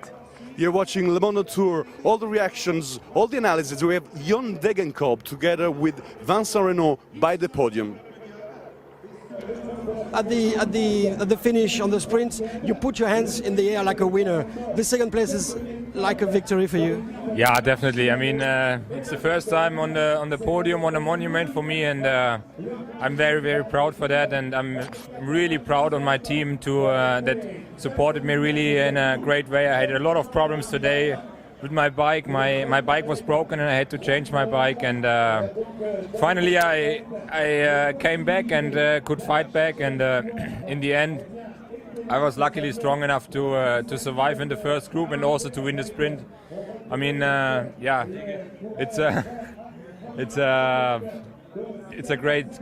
just a great moment. I mean, second in Paris Roubaix, and I'm 25 years old. I mean, yeah, I'm really looking forward for the future. Okay, thank you very much. The podium is waiting for you. Thank you, Vincent. Thank you, Jon. 25 years old, a podium on the Tour de France. Tour de France, we wish him a podium on Tour de France. For the moment, he's a podium on Paris-Roubaix. What a satisfaction there. There is a rider who missed the podium. He was on the podium last year. That's Sep Vanmarcke. BELKIN put together a very important teamwork there as well. Fourth at the end for Sep Vanmarcke. We know is a potential Paris-Roubaix winner, Juan Antonio. Yeah, obviously I mean, BELKIN, I think tactically they play good. I mean, they took the race on control. They put the riders right in the front, and especially Sep Vanmarcke, he made his move. I mean, he at least tried. Didn't succeed, but he was in the front again, and he was second last year. This year was a completely different race because there was so many riders at the end of the race, big group. So I think he has to be happy even not being in the podium this year. He showed already his consistency. He showed that he's a man for the future. He's a man for this race, and sooner or later I hope he's going to win it. Greg, it was an exciting finish. It was a great edition of Paris-Roubaix. What was for you the moment your heart went faster than anyone else? We have seen lots of attacks. Peter attacking, Tom Boonen doing a great job, Niki at the end. What for you will be the image of this Paris-Roubaix? I think Boonen's attack and his effort and his continuous persistence and pressure he put on the peloton was, to me, a critical part of the race. And to me, it was he raced like he was going to win, but he was doing it also for the team. I think what they learned in Tour Flanders, they weren't going to make that mistake. Yeah, right, that's all right. That's an important point. Maybe Tom Boonen and Niki Terpstra, when they made the effort at 60 kilometers to go, maybe there, we were a bit surprised to see Tom in front. Maybe it was not a mistake. Maybe it was already a teamwork for either Niki or Zdenek Stybar, as you were saying. Yeah, Greg. that's what I believe. I mean, I think that he was kind of questionable on his form, although last week never proves what you're going to do this week. He could have, to me, his efforts when he was 30 kilometers in the front could easily been a victory, but he was doing it for the team. Sometimes it's a team sacrifice. And as we talk, you see the riders there ready to go on the podium in the middle of this velodrome, and that's the moment in which Fabian gets and receives the kisses and the applause of the velodrome. Let's take the time to appreciate this moment. Deception maybe, Juan Antonio, for Fabian. He was favorite number one to be on the podium, but on third position. Well, you've been there a couple of times on the third position on that podium. Obviously, Fabian is not the guy who loves to lose. I mean, but he won last Sunday and is again in Roubaix. I mean, he raced perfectly again, so I think he's got to be happy about his third position this year. He did a good sprint.